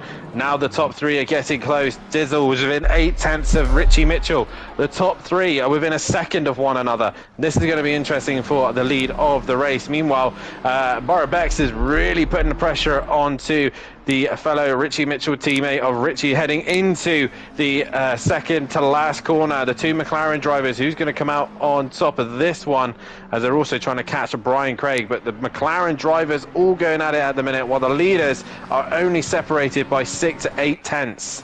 It's a cracking race at the moment. This is action and drama no matter where you look. Like you say, Mirko Richie now on the defence over that of S2M Burrow-Becks. Misses the sausage curb completely. Doesn't really compromise his run. What's happened, Dan? Just going to comment that S2M Burrow-Becks had a great run as Richie took too much curb and actually wiggled going out of turn 1. And now this is Burrow-Becks' best opportunity to attack, but he's not brave enough on the brakes and will try and get that better traction and run towards turn 1.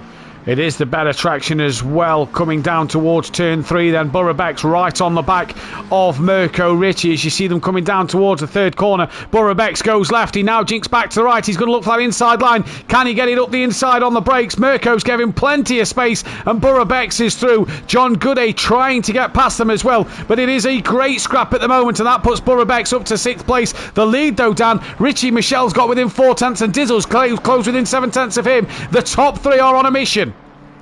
They are indeed, and just a question to answer in the chat. It's around 1 minute 28.8 is Max Mulder's fastest lap time, but it's been around the low 29s is what these boys are doing on the console around here at the Red Bull Ring. But it is 4/10 between 7/10 between the top 3, and they've dropped Brian Craig. They have dropped Brian Craig and Richie Michel trying to come back at Max Mulder. They've just pulled away from Dizzle a little bit, but they've got P. Williams and that of John Andrews who they're catching to put a lap on. I believe P. Williams has got to unlap himself from that of John Andrews. He's a couple of laps down, and the leaders already after lap 8 to catch in the back of the field here in Pro-Am. Don't forget, tomorrow night at 8 p.m, the Pro Boys will be live on the circuit. Myself and Dan will be taking to the track. P. Williams looks like he had a moment out of turn 2. He stays right out of the way as through goes Max, Michel and Dizzle. He's just been respectfully getting out of the way. And meanwhile, Sam and DJ Phil are going at it. DJ Phil trying to send it on Sam into turn 1, but Sam goes right round the outside and gets the job done. Actually, Sam was overtaking DJ Phil and he gets that job done, moving up in the Aston Martin. While the fight at the minute is Monkey Boy, the Mustang fight. It's between Monkey Boy and NRTF Racing Games. And they're going at it into turn 1. Who's going to be the leading Mustang? They make contact. They do make contact, and Monkey Boy stays ahead for the time being. And it's the Mustangs battling for 18th and 19th place down the order as RB Racing's getting out of breath by watching the action. And what's happening up front? Richie Mitchell has been 3/10. Obviously, they're trying to clear John Andrews, who's right in the way. Dizzle is trying to clear him, but he's holding him up. Meanwhile, Richie Mitchell is right on the rear wing of Max, and Max is trying to break the toe. Max trying to break the toe, so this is going to be interesting here as John Andrews moves out to Dizzle's way. They've dropped Dizzle a little bit of these two, and now Richie Michel trying to put some pressure on Max Mulder for the lead of this race. Micro J's has just moved up to 11th, ahead of DJ Phil Green, and Max Mulder's going to try and do everything he can. If it's anything like another Max, we know there'll be great orange support for the Dutchman at this circuit.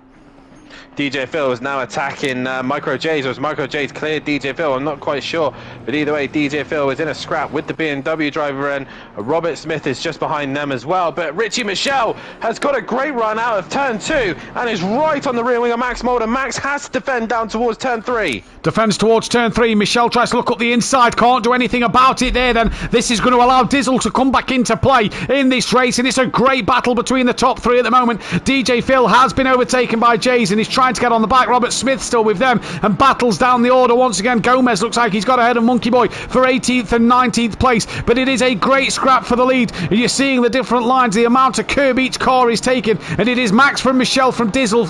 It is 3 different manufacturers for this race lead, and what a start to this race. 45 minutes left to go in this one. It has been an absolute blinder so far. If you're enjoying what you're seeing, hit that thumbs up button, subscribe to the channel if you are new, and hit that bell to be notified when we are live.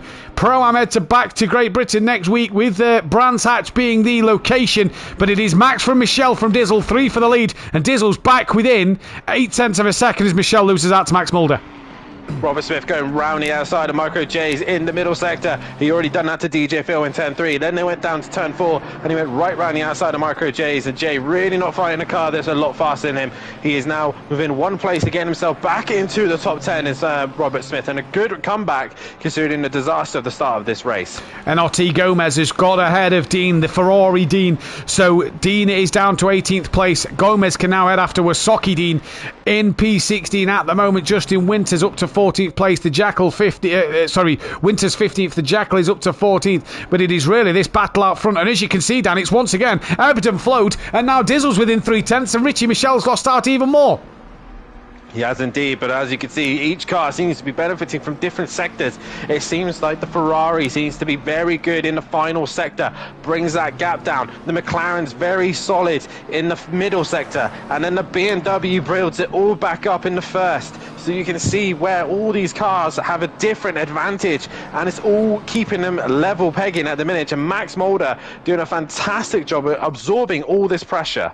He is at the moment showing how good a drive this could be, and could it be a second race 2 win of the season for Max? Richie Michel did drop a wheel in the middle sector on the gravel, so he's got a bit to do as Max Mulder is cooking in the chat. Indeed he is, and he pulls away now. That gap is just over 0.8, but it is Dizzle who is the man who's on the charge, trying to get onto the back of Richie Michel.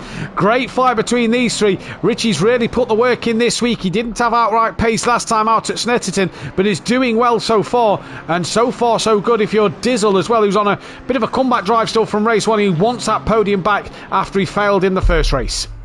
There's a car off in the final set, I believe. That is DJ Phil. Yes, it is. DJ Phil is off, and he's got major damage to his car.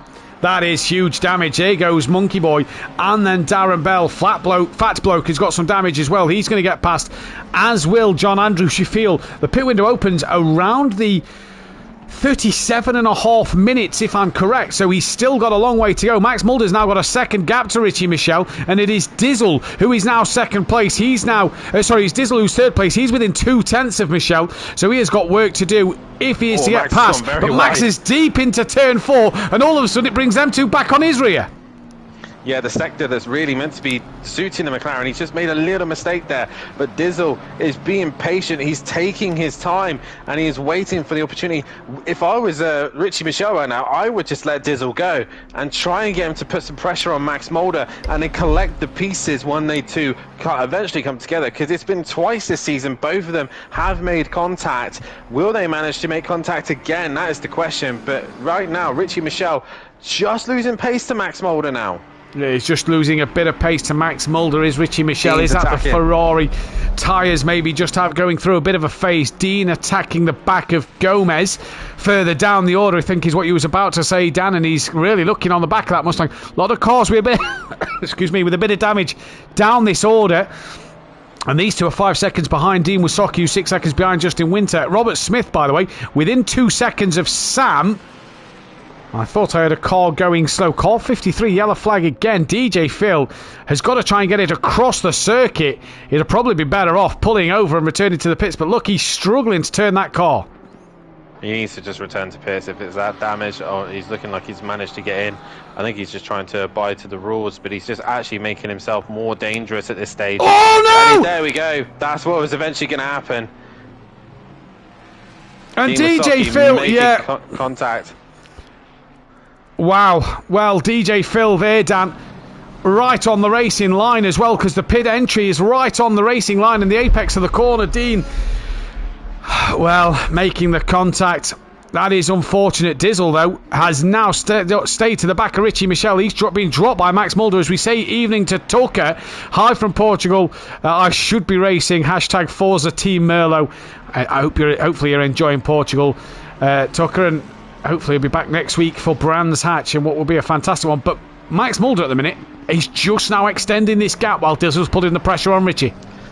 Yeah, it's gone from Richie was gone from being the hunter to being the hunted. He's probably spending more time looking in his rear view instead of going forward, and it's going to be a matter of time. Dizzle might be thinking, when does the pit window open so I can probably get in, but he's looking at turn 2. He's got the overlap and he's going to send it into the hairpin, and looks like the BMW driver trying to get better exit, but Richie Michel's been pushed out wide, and that is it.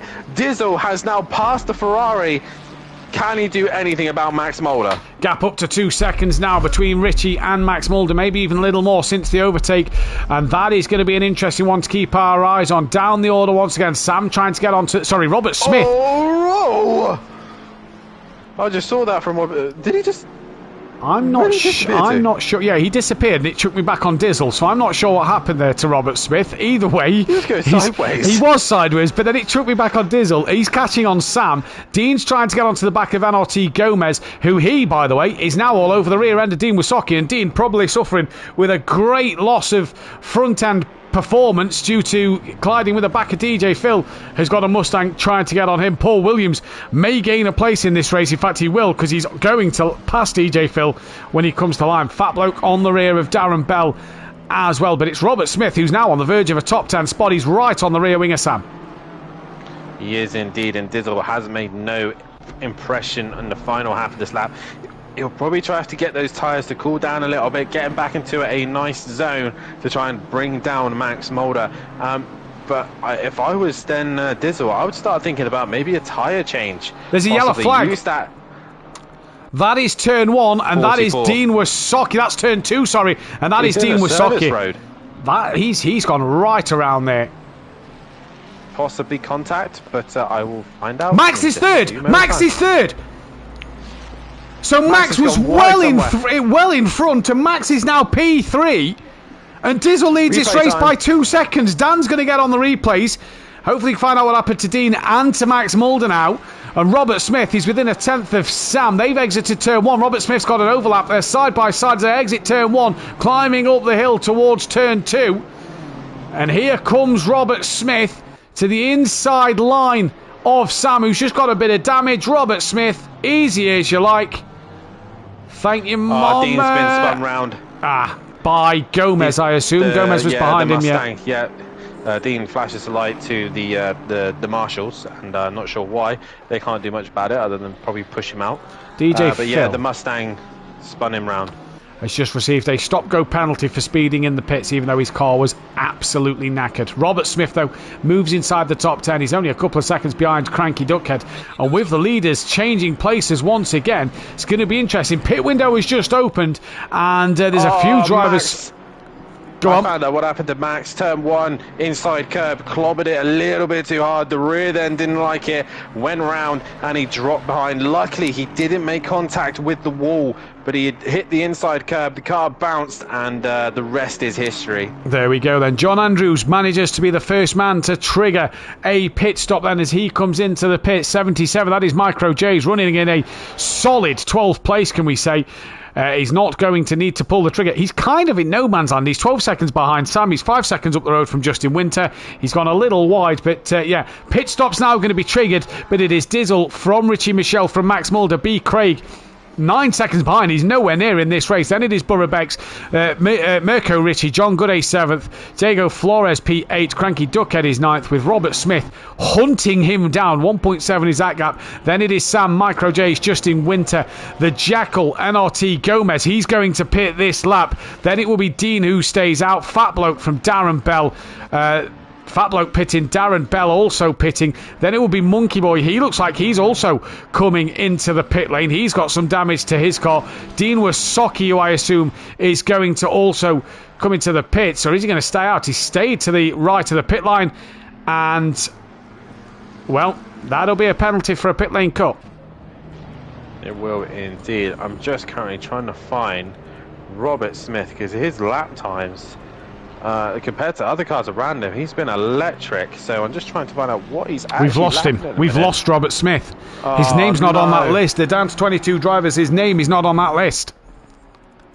That is such a shame. Has he been disconnected? It's got to be. Possibly so. That was a hero's drive, that was, and he's gone. And yeah, he's gone from the session. There he is. He's back in. He's been disconnected. Oh, your heart bleeds for him because he's just had no luck in this second race. Your heart absolutely bleeds. But B. Craig's now got some action. He's got that of Borough Becks on the rear end of him. This is coming down towards turn 3, so Brian Craig at the moment has got Borough Becks with him. DJ Phil has just come in to do his stop go and has got to go around again to pit again. So DJ Phil's night is pretty much done and will be that of P23. Even though Darren Bell has 2 minutes to wait, DJ Phil still has to make his stop. What's Max done now? He's just pushing track limits. He's run very wide in the middle sector. He's trying hard to catch onto the back of Richie Mitchell. But Dizzle, ever since he's into the pits, he's come and reacted straight away. And is that going to put him into traffic? That is the question. Most of these drivers would have been paying attention to see where cars drop out in pit lane. But Brian Craig and S2 Borough Becks having a fantastic fight, and so far these two have been phenomenal. They've been great. Yeah. I was not expecting this from Brian Craig. He's really brought the pace here tonight. Stepped up his game. He had a great race last week. He was running P3 up until a disconnection to his name pulled an end to that one, and he's doing so well again at the moment. He's got Borough Becks on the back of him though. Dizzle has pulled the trigger from the leaders to get into the pits. Micro J's will be the lead car who is out of the pits. He's exiting now. That is Monkey Boy leaving just in front of him with Dean Wasocki, I do believe. Them two have completed their stop, but Micro J's the leader of the pit runners at the moment. Obviously Dizzle in the pits now, but it is Borough Becks who's chasing down that of B. Craig. Two lovely liveries on them McLarens, and it's going to be interesting to see what they can do, as Max Mulder's now within half a second of Richie Mitchell. He is indeed. Which one of them will react to Dizzle, because they basically just gone and said, right, okay, we'll scrap while you go into the pits, and that's just really handed some clean air to it. Where is Dizzle on track? Just came out the pit lane. Yeah, he's all on his own, so that is perfect for him. Nice clean air, and neither of these two are reacting to him. They're too busy fighting for race lead, and Dizzle will have track position, clean air, and clean air is such vital in this game. It's just the dirty air will affect the cars, as S2M Borough Becks has now opted to pit as he gets alongside Brian Craig, but Brian Craig continues to go on through. But I do believe Max Mulder and Richie Mitchell, especially Max, he should have pitted. Should have, yeah, he should have pulled the trigger. Behind him. He should have pulled the trigger. Max Mulder now right up the rear end of Richie Michel. He's going to look to the outside. Michel's going to force him to the outside line of turn 2. Is on the brakes. They go. Can the McLaren think of cutting back? He tries it. Michel parks her on the apex. An absolute beaut. And Max Mulder cannot get through. It'll compromise his run out of 2 down towards 3 as well. So Borough Bex now pulls the trigger in terms of the pit stops. Dizzle is now the lead car from the pit stops and is a couple of places out of Jay. That second's gone. Precious seconds gone. Yeah. Dizzle is gaining. Meanwhile, I'm watching the fight between Fat Bloke and Gomez at the minute. They're having a little scrap. The fight for the heaviest, brutiest looking machine. And Fat Bloke is still in front, but Gomez is looking to the outside as Fat Bloke closes the door. That's one move he's made. Gomez looking to the inside of the penultimate corner. That is bold, and he gets the job done. And Fat Bloke once again showing the respect. And oh, he's gone wide and made a mistake. And Fat Bloke gets. Oh, Fat Bloke's got off now. Oh God, Mercedes and Mustangs. Yeah. Mustangs, especially an American car, just doesn't know how to go straight. Don't know how to take a right-hander neither. Max Mulder stays on the track. Richie Michel reacts and goes into the pits. B. Craig is going to react to S2M Borough Bex. Yeah, I think it's too late as well. Mirko Richie is going to stay out on the track at the moment. John Gomez is off. Gomez off, then that'll allow Fat Bloke back through. John Gooday going to stay out. What about Diego Flores then? So he's got Dean and Cranky Duck. He's got Dean behind him, who's a lap down, and Cranky Duckhead separating them to 4 position. Brian Craig's in. So Brian in, Richie Michel in, Flores stays out, Cranky stays out, Dizzle's already pitted. Justin Winter kicking up a bit of gravel coming through, the middle sector. John Andrews has now gone green. Oh, has he returned to the pit lane? I think he returned. He just suddenly appeared out of nowhere on my screen. Okay, fair enough then. Justin Winter will stay out. What about the Jackal? No, he also stays out. Just Ferrari Dean left Dizzle to pit, and Robert Smith and Paul Williams. Straight. Dizzle gone across the line and heading towards turn number 1 as Richie Mitchell's only now gone off this box. So this is what I was saying. It was it's too many laps too late, because Dizzle is now down the road as Richie Mitchell only now comes up to turn 1, where it was a second or 2. It is easily more, as Paul Williams has got major damage to his car. He's got huge damage. He hasn't pitted yet, but he has got huge damage, and that's a shame for him. Robert Smith will get past John Andrews at some stage in this one, and so Max Mulder stays on track. He's now got to hope that while he's got some clean air, he can pump in qualifying laps, and he can be the man to push, and get that gap built. But he's gone so wide at turn 1, that'll possibly be a track limits warning for Max Mulder. He will not want many more of them, as the Cranky Duckhead is now gaining on Diego Flores for P5 and 4. I'm trying to find out what happened to Paul Williams. It was a shame that he'd made contact with some form of wall or car, I'm not sure, but this race is going from bad to worse for him, as I'm just scrolling through now.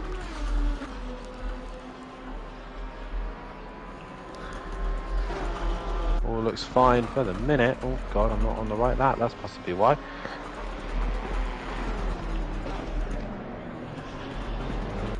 And it was John Andrews had his own moment, hit the wall, and just came across and hit Paul Williams.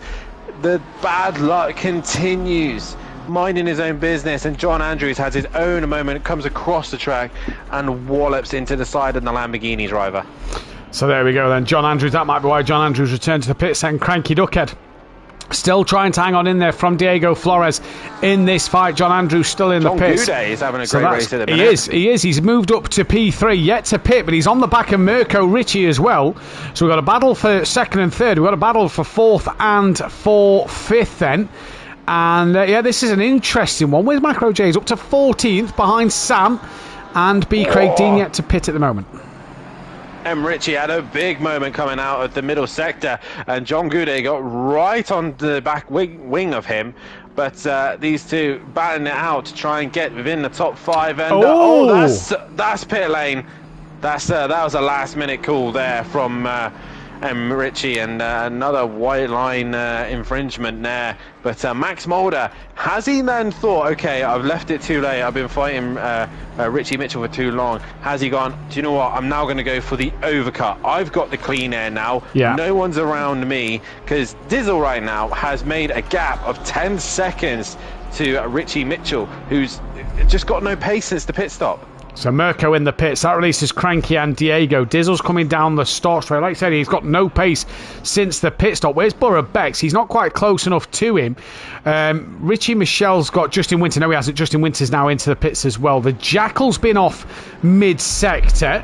So that's allowed Borough Bex. So I think the Jackal is now going to pull into the pit lane. He's coming over to that side of the track. He's got some big damage to the front of his car. So it looks like he's going to pit. So Borough Bex has got past him. B. Craig has got past him. Dean has got past him. Sam is going to come past him. Max is pitted. So Max pitted? He's just pitting now. Yes, apologies. He's into the pits and he's right behind the Jackal, who's been very cautious going into pit lane, and Max nearly hits the back of him. He doesn't want damage right this second. He's got a little bit of scuff on the front, but Dizzle now is gone into the middle sector. So we'll see where this all pans out. But if Max has used his time well in the clean air, he's going to try and overcut Dizzle. He can't lose to 10. He can't lose 11 seconds to Richie Mitchell, because that's going to be a lot of problems. Yeah. Maybe Richie repaired damage. I don't know, or changed tyres. Possibly. We're currently watching Cranky Duckhead and Diego Flores. No, we're not. Diego Flores is going to call that into the pits. So did John Gooday then. So where's Dizzle? Coming into the penultimate corner now. Max is stationary in his box. So wait for Max's number to go green. That is another car into the pits as well. I believe that might have been Dean, or it might have been John Andrews, who's coming in once again. Here comes Dizzle. Max hasn't even gone green yet. Dizzle is through and away. And where's Richie Mitchell? He's now coming down the start straight. Max is now away, but Richie Michel is going to pass Max Mulder and is going to gain so much time. Where's Borough Bex? He's coming down the start line. I don't think that's going to be enough. Max Mulder fastest up. I tell you what, it might be a little closer than we think here. Mulder's now just off the pit limiter. Here comes Borough Bex in towards turn one. Borough Bex clatters the curb, but he gets through. Is he past Max Mulder? Oh, this is very close. They're side by side coming up towards turn two. B. Craig sitting behind them, and Max nearly losing out on a podium spot here. He will have the inside line. Still got damage on the front end, so as he clipped the wall on the exit, and Borough Bex gets through on Mulder.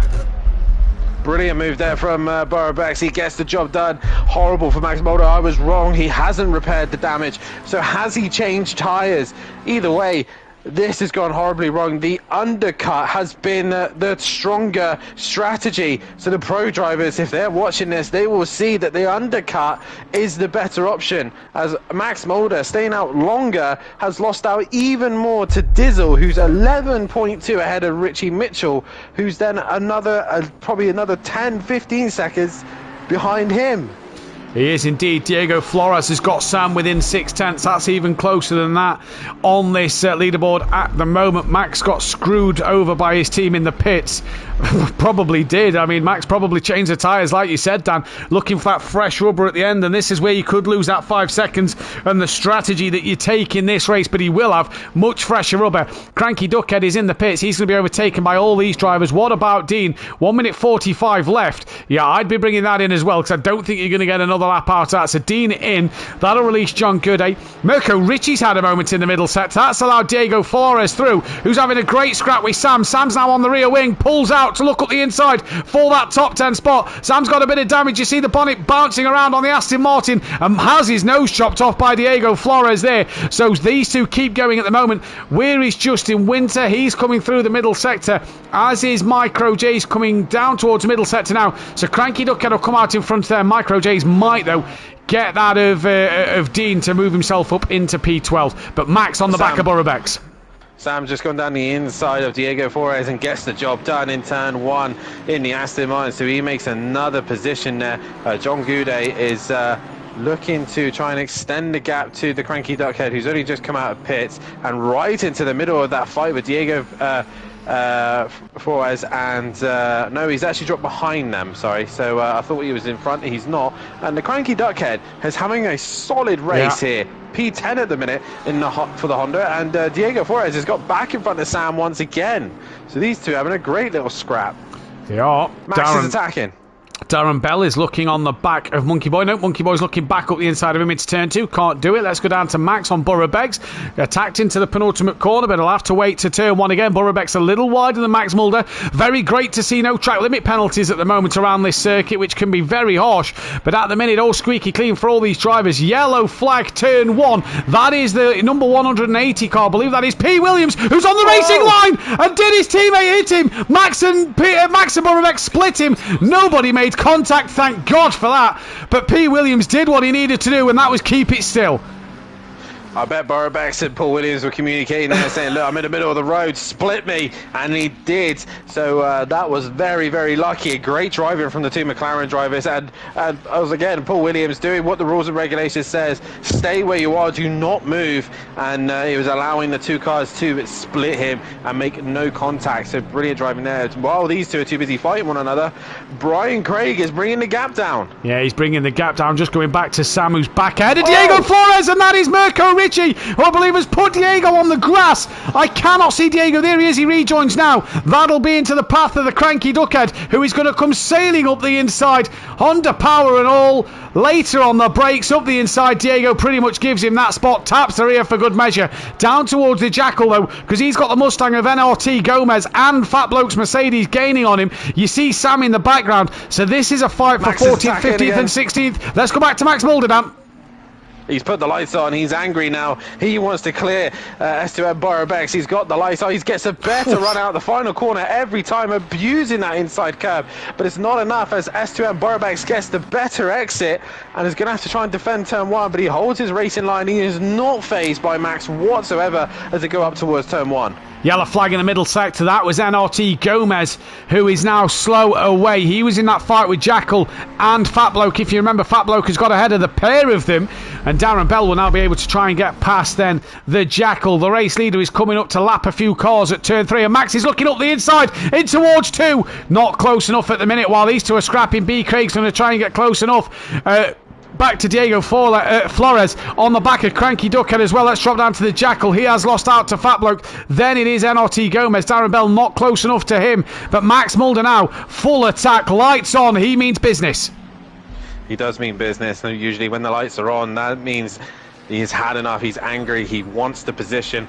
And we know another driver that likes using his lights, and usually that's a sign that he's either frustrated or annoyed or just looking to attack. And probably the same situation with Max Mulder right now. He's on full attack as he knows that he's made a massive mistake. He's made a massive error because he's basically 11.5 seconds behind Richie Mitchell, who's another 11.5 seconds behind Dizzle. Dizzle has just played the strategy to perfection here. He didn't outdo Max in race 1 in the sprint, but he's outsmarted everybody in the feature. He has outsmarted everybody in the feature, and he's come from the second row of the grid to do it at the moment. Max now full attack down towards turn 1. Pulls out on Burrow-Beggs. He's going to just be alongside, is he? Not quite enough. Late on the brakes, so Max Mulder misses the exit of the corner, but manages to somehow keep it within the track limits. That was full send from the BSP Racing McLaren, and that is Max Mulder into P3 ahead of Burrow-Beggs. What a manoeuvre. Burrow-Beggs had no answer for that one, but great racing from the pair. Will Burrow-Beggs look to attack the same as Max did? No, he does not,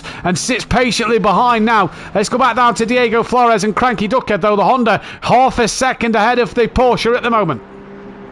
It's going to be a lot of work for Max now to try and catch the leaders, but he's still got Burrow-Beggs right behind him. He's not going to let this one go too easily, but nonetheless it is now all starting to spread out a little bit as the Cranky Duckhead is trying to stay ahead of Diego Flores, who's into turn coming out of turn 1, heading towards turn 2, and that Porsche just struggles in the straight line, while the Honda is one of the strongest in the straight line. Yeah, we were surprised by that at a race at Monza. The Honda actually a little better powered on ACC than what it used to be on Project Cars 2. Borough Beck's trying to stick with Max, but he's just not able to do so quite enough at the moment. Max turns his light off, gives them a flash though to Dean, who is now a lapped car. Dean down in 13th place. He's 10 seconds behind Micro J, so trying to pull back some places there. Dean out the final corner, moves straight to the inside, all over the marbles. He does not want to be involved with this, and he may want to slow down a little more because he doesn't want to pull in just yet. He's got Borough Beck, so he could do with letting through, and Dean pulls in, takes the racing line into turn 1, and Borough Becks will not be happy with that. That's John Andrews, I do believe. I think it's John Andrews. It is John Andrews. He's had another moment in turn 1. Turn 1 is such a horrible corner as once again Diego Flores makes up all that time in the middle sector, but then comes to the straight line bits and the Honda pulls away. This is your closest fight between the Cranky Duckhead and Diego Flores, while everyone else is pretty spread out at the minute. Pretty spread out indeed, and this is going great guns if you're Dizzle, and it could be back-to-back BMW wins in Pro-Am tonight. Robert Smith took the first race win.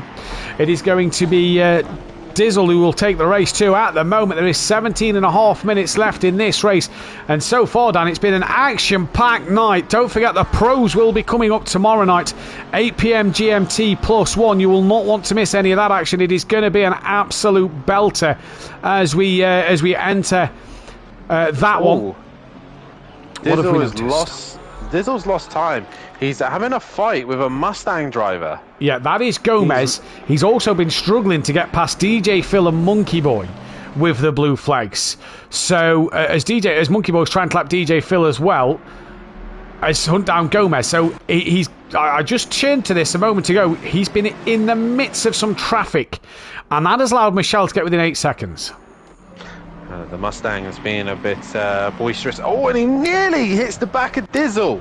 Gomez missing his brakes and nearly clobbers the back of the BMW driver, and that's just put him under pressure from Monkey Boy. DJ Phil's right behind Monkey Boy as well, so DJ Phil might be becoming a bit of a nuisance for Monkey Boy at this stage. He might be. He's just been lapped by Monkey Boy, has DJ Phil, but Richie Michelle's going to be coming down to lap these soon. B. Craig, 7/10 now to Borough Becks. Borough Becks' pace has just gone. So did Borough Becks not change tyres? And that's possibly what got him the jump over Max Mulder and B. Craig, because B. Craig all of a sudden right on the rear wing of Borough Becks. He is indeed, and then there's a massive gap back to John Goudet for them. So John's kind of on his own at the minute. Sam is hunting him down, but B. Craig here is really trying to bring the pressure to Borough Becks, and he might be starting to feel it now. What was 12 seconds to lead is now 7.7 at the minute from Mitchie Richel and Dizzle. So those two are starting to get a little bit closer, and Max is absolutely flying. He's brought the gap down to 8.6. But is it going to be enough with 15 minutes to go? It's a lot to ask. A second to that was Dean Wasocki's had a moment and moved straight out of the way. He's dropped behind. He's just moved out of the way. He's obviously a couple of laps down. He's just moved right out of the way. One thing to note with Richie Michelle is he's got these trio of cars of DJ Phil, Monkey Boy and Gomez to then put a lap on. So let's see how much of a nuisance they're going to be for Michelle here, who the gap's back up to 7.5. Now that Dizzle's got clear air, he can pump them lap times in. But B. Craig, Dan, now within 0.4 of a second. He is indeed, but it just seems to be ebbing and flowing between those two. Goes one way or the other. Now Dizzle, Cranky Duckhead and Diego Flores side by side going into the final sector, and the Cranky Duckhead gets back in front of the Porsche driver once again. So Cranky Duckhead trying to keep on to a night. There's a slight little bump from the Porsche driver there, and player man, as he's known, Diego Flores, is on the inside of the final corner, gets the better exit out of turn 1, but the Honda will be dragging its straight line advantage here right up behind him. We got Robert Smith behind them, who will probably want to unlap himself from these guys, and you see that he gets right onto the rear wing of the Cranky Duckhead. And Robert Smith's only a sector behind Dean, so he's going to want to get a move on to try and get Dean Wasocki in this race then. B. Craig now 6/10 behind. Justin Winter 7 seconds off the back of these two, so the more these two fight, the more that he's going to gain over them. Micro J's, what is he to the back of Justin Winter? A bit further, I believe, because he's coming around the final corner now. But as you can see, Dizzle's got the gap back up to 7.9, and it is Diego Flores who's pulled away from Cranky Duckhead. What's happened, Dan? Richie Mitchell is now trying to clear DJ Phil, and DJ Phil once again just being a little bit of a nuisance for him. And we got the 57 stopped. That's John Andrews. He's been into the wall big time. Just got on board that. I was just looking at lap times. Richie Mitchell's last lap was a 29.7. Well, I'll try and find what the others are doing. Well, Dizzle's actually just nearly gained a second and a half just through Richie Michel, losing that time over DJ Phil, and Max Mulder's now coming. Yeah, Max Mulder's last lap was the fastest lap of the race at 28.8. He is on a charge. He's clearly, I think he's changed tyres.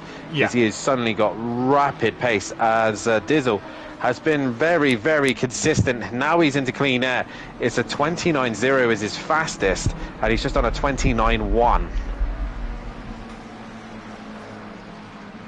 As I will look to Dizzle, actually. I don't know if I can see their current lap times. We'll compare them.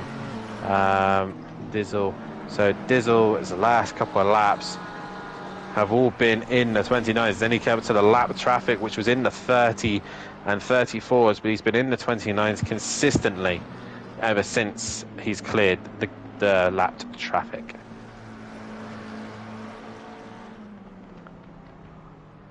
I'm not sure where Matt's gone, as Max Mulder now unlaps. He laps DJ Phil, and he makes it a little bit easier for him, as S2M Borobex is still under some immense pressure from Brian Craig. I'm not sure if Matt's viewing this or not, but yeah, we've got a tight fight between these three at the minute. Apologies, just had a bit of a coughing fit, so I had to go on to mute. But we're okay now. That's never good. No, we are currently on, though, the Borobex and B. Craig fight, and that gap is 0.3 of a second. I think B. Craig changed his tyres. I think Borobex didn't, because Borobex was behind B. Craig before the pit stops. He's now got B. Craig hassling the back of him. That is Micro J's just in front. They're about to put a lap on. Sorry, Dan. Max's gap. He was 8 seconds behind Richie Mitchell. He's now 4.9. Has he done a Fury? Yeah, I think it's that. I think it's he's changed the tyres, as well as Richie Michel lost a second and a half behind DJ Phil.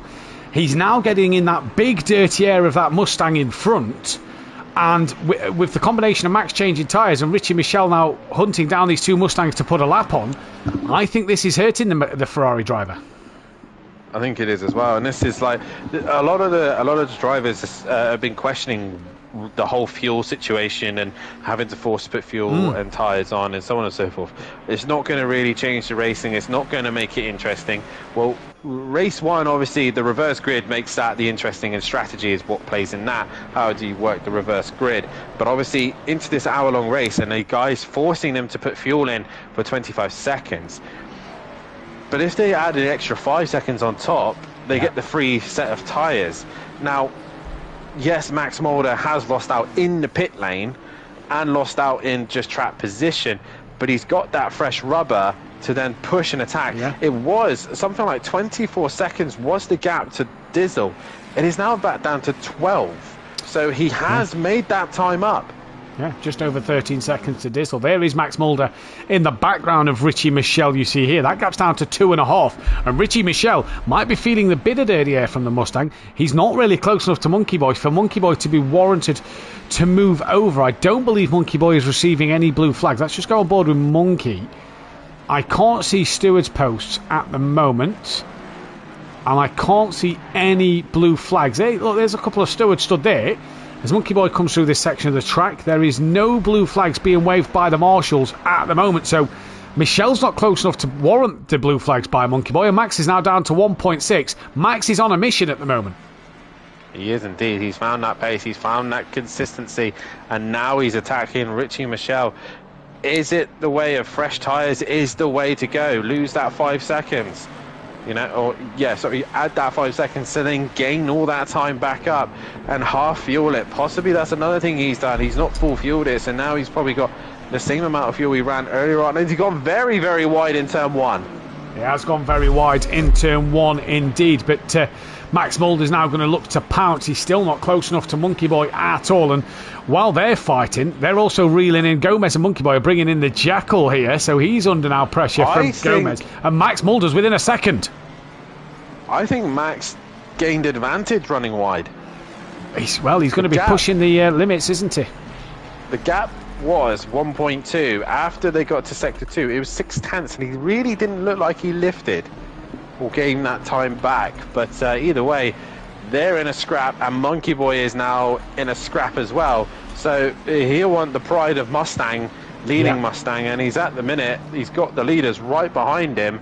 What does he do here? Monkey Boy, quite a respectful and fair driver. He will probably jump straight out of the way The thing when is, he possibly can. he's got this tricky middle section to get through before he jumps out the way. Is this where we're going to see Monkey Boy dart to the right-hand side of the circuit? P. Williams is going to let Gomez through, and Monkey Boy doesn't want any part of this battle for the second and third place. At the moment, it's been so good so far for Max Mulder and Richie Michelle here. But who is going to do what? 7 minutes 55 left. And has Max just got an overlap on Richie Michelle? He has. And you just see the better grip out the final corner. And Max Mulder just drives past Richie Michelle like he's standing still. And that is great strategy from the BSP Racing boys. Max Mulder's into second. The Jackal's in the pits. That'll give Dean Wysocki another position. And possibly Robert Smith. They, though, are 3 laps down from the Jackal, I believe. No, they're when they cross the line, it'll be on the same lap. Will it? Yeah. Ah, yeah, now I see. So Dean goes up a position then ahead of the Jackal. He will do. Max Mulder has now cleared Richie Mitchell quite quickly and easily, and now he has to try and clear the Mustang of Gomez, who seems to be a bit of a nuisance when it comes to blue flags. And right now, he is holding up Max Mulder. Yeah, he's mid-corner. He's And now drifted he's gone wide. Max Mulder goes through, and that's Gomez off. That's Gomez off. Oh, he's gone straight across the circuit just in front of Richie Michelle. That should give Monkey Boy another place in there, as I believe the Jackal is now going. But Robert Smith get past in 1:17? I think he may have done. Yes, he has. So Robert Smith moves up into 19th place. Dean Wysocki moves up into 18th. And Monkey Boy, 17th place. But for Gomez at the moment, I've just literally put on driver of the day vote. As you can see, though, Max Mulder up into second place. 11.9 off Dizzle. He's got to go some to get on the back of Dizzle. And B. Craig still on the rear end of S2M Borobex. He just cannot get close enough. I think with the lap traffic ahead of him, he might be able to take advantage of this. So we'll see how that goes. The Cranky Duckhead and Justin Windsor have been having their own little scrap. They've dropped off Diego Flores, who's dropped behind. The Jackal at the minute is looking to try and unlap himself from Darren Bell, who's just had a horrid night of racing. But S2M Borobex right now is being held up by John Andrews at the minute. He'll want to clear him as fast as possible because Brian Craig is coming, and John Andrews looks to move to the inside. Blue flags being shown, and he comes back onto the racing line right in front of the leaders. And yeah, John Andrews needs to work on his awareness there because he's got leaders coming through, and they finally come through. Yeah, Borobex flashing like mad, and he's still flashing because he's got the 113 of... And Brian Craig's just gone straight through as well, and 333 of Brian Craig is right on the rear wing of Borobex. This is the moment he needed, and Borobex was held up, and Brian Craig is now attacking. Brian Craig is now attacking, and then they've got Gomez just in front of them. They're about to put a lap on as well. 0.2 of a second is the gap at the moment, and damn... Richie Michelle dropped right off the back of Max Mulder. Max Mulder slowly making inroads on Dizzle. It's not going to be enough for him. But Brian Craig, after the disastrous P3 disconnection last week, he's going to want P4 once again. And Borobex still flashing like mad to tell Gomez, move out my way. He is being shown blue flags. He needs to clear him within three corners. One.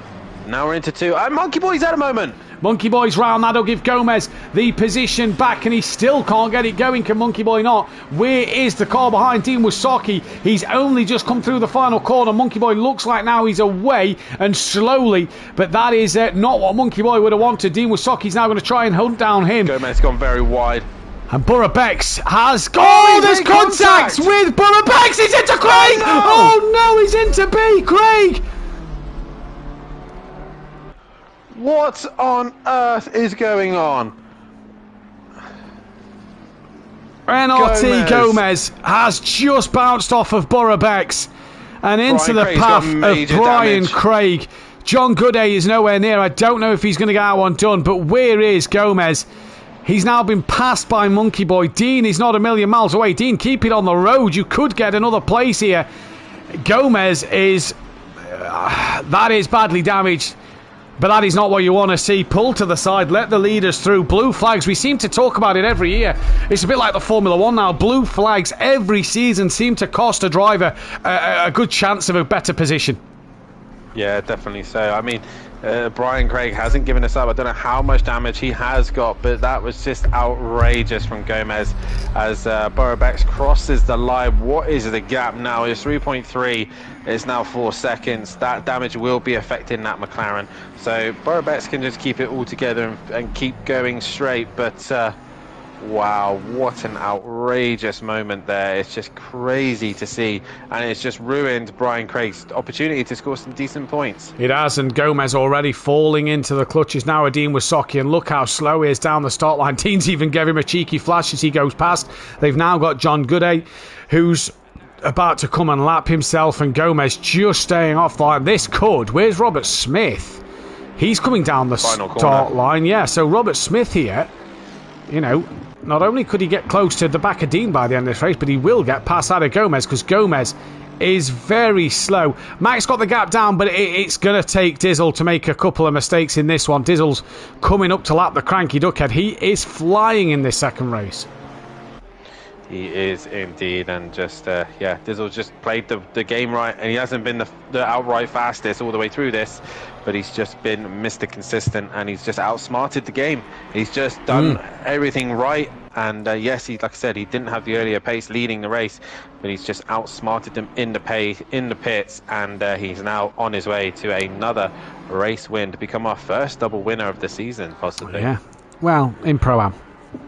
In Pro-Am, sorry. Yeah. Come on. Mirko Ricci. I'm not sure who you're referencing there. Mirko Ricci here, by the way, was 1.8 ahead of Justin Winter through the last sector time. I don't know if he's had a mistake, because Justin Winter is right up the gearbox of that McLaren, and the Porsche, he is... I tell you what, the Porsche is the best flash on the game. I will admit that. It's got the best flash. And I love a flash or two on a GT3 car. Now, Justin Winter's car looks battered and bruised and scuffed to pieces, but he is right on the back of Mirko Ricci here. Pushing him down through the middle sector is this Porsche driver. Justin Winter, normally a part of the FSO racing team. There is Gomez. Jackal might get Gomez here. He is just trying to get to the end of this race. If he pits now, that could be catastrophic, because that could allow DJ Phil through. You're better off keep circulating the track, because we're only going to get one more lap in. Oh, Winter very slidey out the final corner. That's going to allow Mirko to just pull away a little bit. As Dizzle comes into the final corner. And he will start his last lap here.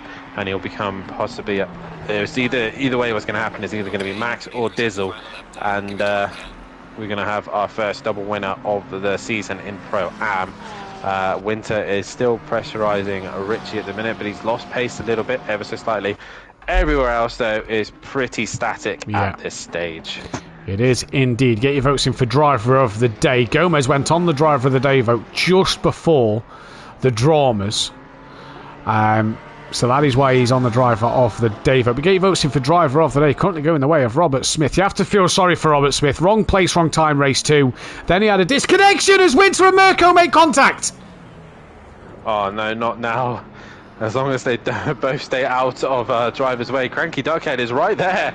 The Cranky Duckhead could gain some positions here right at the very end. Where is Dizzle? He's just onto the back of these lot. So if he doesn't lap him, they'll have a whole nother lap to battle it out just at the end. So this could be an interesting last lap fight. Cranky Duckhead is probably thinking, just hang on, don't catch me, don't catch me, I'm catching the top guys. Because Cranky Duckhead has had a phenomenal drive. He has had a phenomenal drive and could be on for a P8 depending here. I don't think Dizzle's going to put the lap on him. I think they're going to wait, but Mirko Ricci, Justin Winter, Cranky Duckhead. Dean's gaining on the back of Micro J's. So Micro J's needs to hang on for one more lap. In fact, Dean's the bonus for Micro J's. He's got Monkey Boy blocking him final corner from thingy. But Dizzo, though, comes round the final corner. He's going to be the first double winner of the season. He's going to take the race win. Great fashion for him. Max Mulder, he's not been off the podium yet. It's going to be second place and a fastest lap. What a drive from Max Mulder in this one. It is then going to be Richie Michel, who had all the pace coming into this race but couldn't put it together. Then it is going to be S2M, Borough Bex, P4, his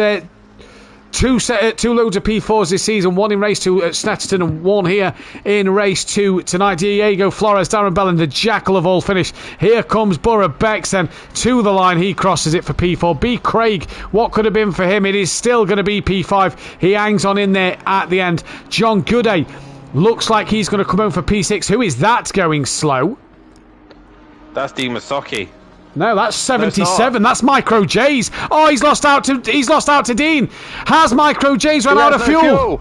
He's out of fuel. To Micro J's has not fueled enough, and he's out of fuel. John Gooday will come home for 6th place. Here comes Sam. This is going to be for P7, and then we go to that great scrap for P8. Winter's off. And Winter's off. There goes Mirko Ritchie. Cranky Duckhead's now going to fly through. He's got a lot more time. Gomez with a 30-second stop go. Here comes Cranky Duckhead up the inside of Winter in the penultimate corner. Thank you, mama, for the carrots. A bit of contact made. The Honda's up into P9. Will he hang on to it though? As here comes Mirko Ritchie. Micro J's is still crawling to the line.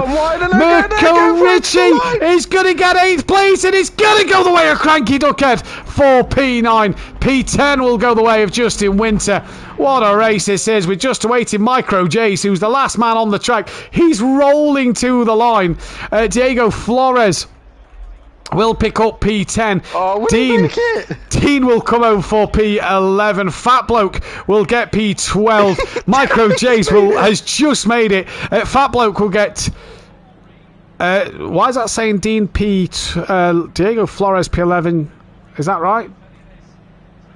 Diego Flores I had as 10th. No, so somebody must have left. So Diego Flores 11th. Dean will come home for P12. Then it will be Fat Bloke for 13th.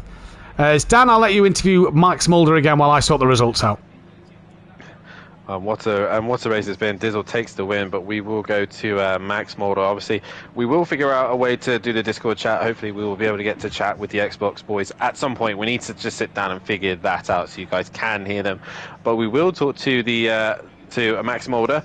And Max, it looked like it was all going to plan at the start of the race. Then the pit stops came. Dizzle pitted early and decided to try and go for the undercut. You and Richie Mitchell had your own little fight, but went for the overcut, and you found yourself quite far back. Did you change tyres, and is that the mistake that you made in the pit stops? Nah, the biggest mistake was that the lap that I want to pit, DJ Phil, I think, was going into the pit lane with damage, and I was like, nah, if I go behind him, I lose time.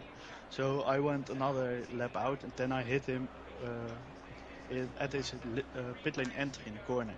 So I lost a bit of time there, and then in the pit lane I missed my pit box a bit. Then I put my car on and went first a little bit, but my car wasn't going off again, so I lost there like 10 seconds or something. And then the fresh tires helped me at the end, but yeah, this was just too fast. Yeah, so just to confirm, you did change tyres in that pit stop, correct? Yes. So, yeah, you can see the pace. I believe the other two didn't. Like you said, the pace that you had once you did put the fresh tyres on, you were flying through. Let's talk about back markers. It seemed like the back markers tonight seemed to be quite tricky, is probably the best word. How did you find it? The most I found on track was very good. They were going out of the way in good places. Only I hit someone after that was lapped. My bad. I was too focused on getting fast. But he did a good job, I think. Sadly, no teammate here with you tonight. But other than that, still some decent points for yourself and the team. Dizzle's really giving the fight to you. He doesn't seem to have the raw pace that you have, but he seems to be quite clever with the strategies. Do you think this is going to be a back and forwards championship, or is it you're going to have to start thinking differently how you approach these races? Yeah, I like that Dizzle is fast. He is better on the long pace because I start to make mistakes once I lose focus. So yeah, I just have to keep focused and I can fight with him, but he's very fast. Next race of the championship is Brands Hatch GP, a circuit that tends to suit the McLaren very well. What is your opinion on Brands and what can you do there? It's a quite small track, so not much space to make any mistakes. So I hope I can fight for the top 5 again there. Well, congratulations nonetheless on the P2 and also the fastest lap as well. I'm just having a look at driver of the day. Sadly, did not get that one this time out, but better luck next time with Brands. But nonetheless, mate, congratulations on the 2nd place and the 3rd place in race 1, I believe. Yep. Double podium for himself, and that is Max Mulder. And Fury's granddad in the chat saying that Micro J's ran out of fuel, as we could clearly see him rolling to the pit lane. Been a dramatic race here at the Red Bull Ring. This is just a Pro-Am. The pros next to hit the track, and yeah, Matt, it's been a bit of a dramatic race, and the driver of the day went the way of Robert Smith. Yeah, and you know what? Fair play to Robert Smith. He had a great first race. It was a second race that wasn't to be. The championship standings, though, look a little like this. Max Mulder leads the way from Diesel by 9 points. These two are going to be on it all season. Borough Bex is 3rd place, but 40 points behind. Fat Bloke in 4th. Michelle moves up to P5. Justin Winters P6 from Brian Craig. John Gooday moves into the top 8 with Mirko Ricci P9. Sam's in 10th. Cranky Duckhead 11th. Robert Smith up to 12th place with Paul Williams P13. Diego Flores is in 14th with Micro J's dropping down to 15th place. Tim Ventink is P16 from Dean. Darren Bell Gomez moves up into 19th place after a debut week for him and a first podium for the Ford Mustang. DJ Phil P20. John Andrews 21st with Dean Wasocki 22nd. Mark Tucker 23rd. Kieran Argent 24th. Andrew Taylor is 25th with Graham 26th. Jackal 29th. P. Raiden 28th. Nuke Waste and Oliver yet to drive this season. Now, don't forget, what this means for the drivers is there is drop scores as from this week up until the 10th track of the season. So them championship standings aren't accurate. Keep your eyes on social media and on the Discord for the correct drop score rounds. This is going to be important. Drop scores will be key. That'll be worked out off air, and we'll bring you them as soon as the stewarding is done for the tickets for Pro-Am, and we can post the tables to social media. Max Mulder could lead the way, but it could go any other way. The reason it's only up until week 10, not the final race this season, is so that going into the last 2 weeks we know who's champion or championship contenders. BSP Racing lead by 23 points from stage 2. Motorsport Team FBR are 3rd place. Greasy Bandit a P4 from Richie Corsa in 5th. Team Merlot P6. FSO Junior Team P7. Greasy Bandit Junior Independent P8 from Vorta Racing Independent P9. McLaren lead from BMW. Porsche Lamborghini down to 4th with Aston Martin 5th. Ferrari, Ford, Honda and then Mercedes. Diesel takes a 2nd race win of his career. That though is BMW's 44th race win, and it is 4 race wins in Pro-Am. That is not right. For some reason that's got it down to as an extra win. He's got 3 race wins this season. We'll get that one sorted, so it should be 43 race wins. Another podium for the McLaren takes it to 211. Ferrari makes it 82 and BMW puts that on 125. So great stuff at the moment for all these cars. It's been a great day, Dan. Yeah, it has indeed. And just going back to driver of the day, I'm going to put some honourable mentions out. Cranky Duckhead, I'm definitely going to have to put as an honourable mention. He's been fantastic tonight. Also, B. Craig as well. Very solid drive until the very end.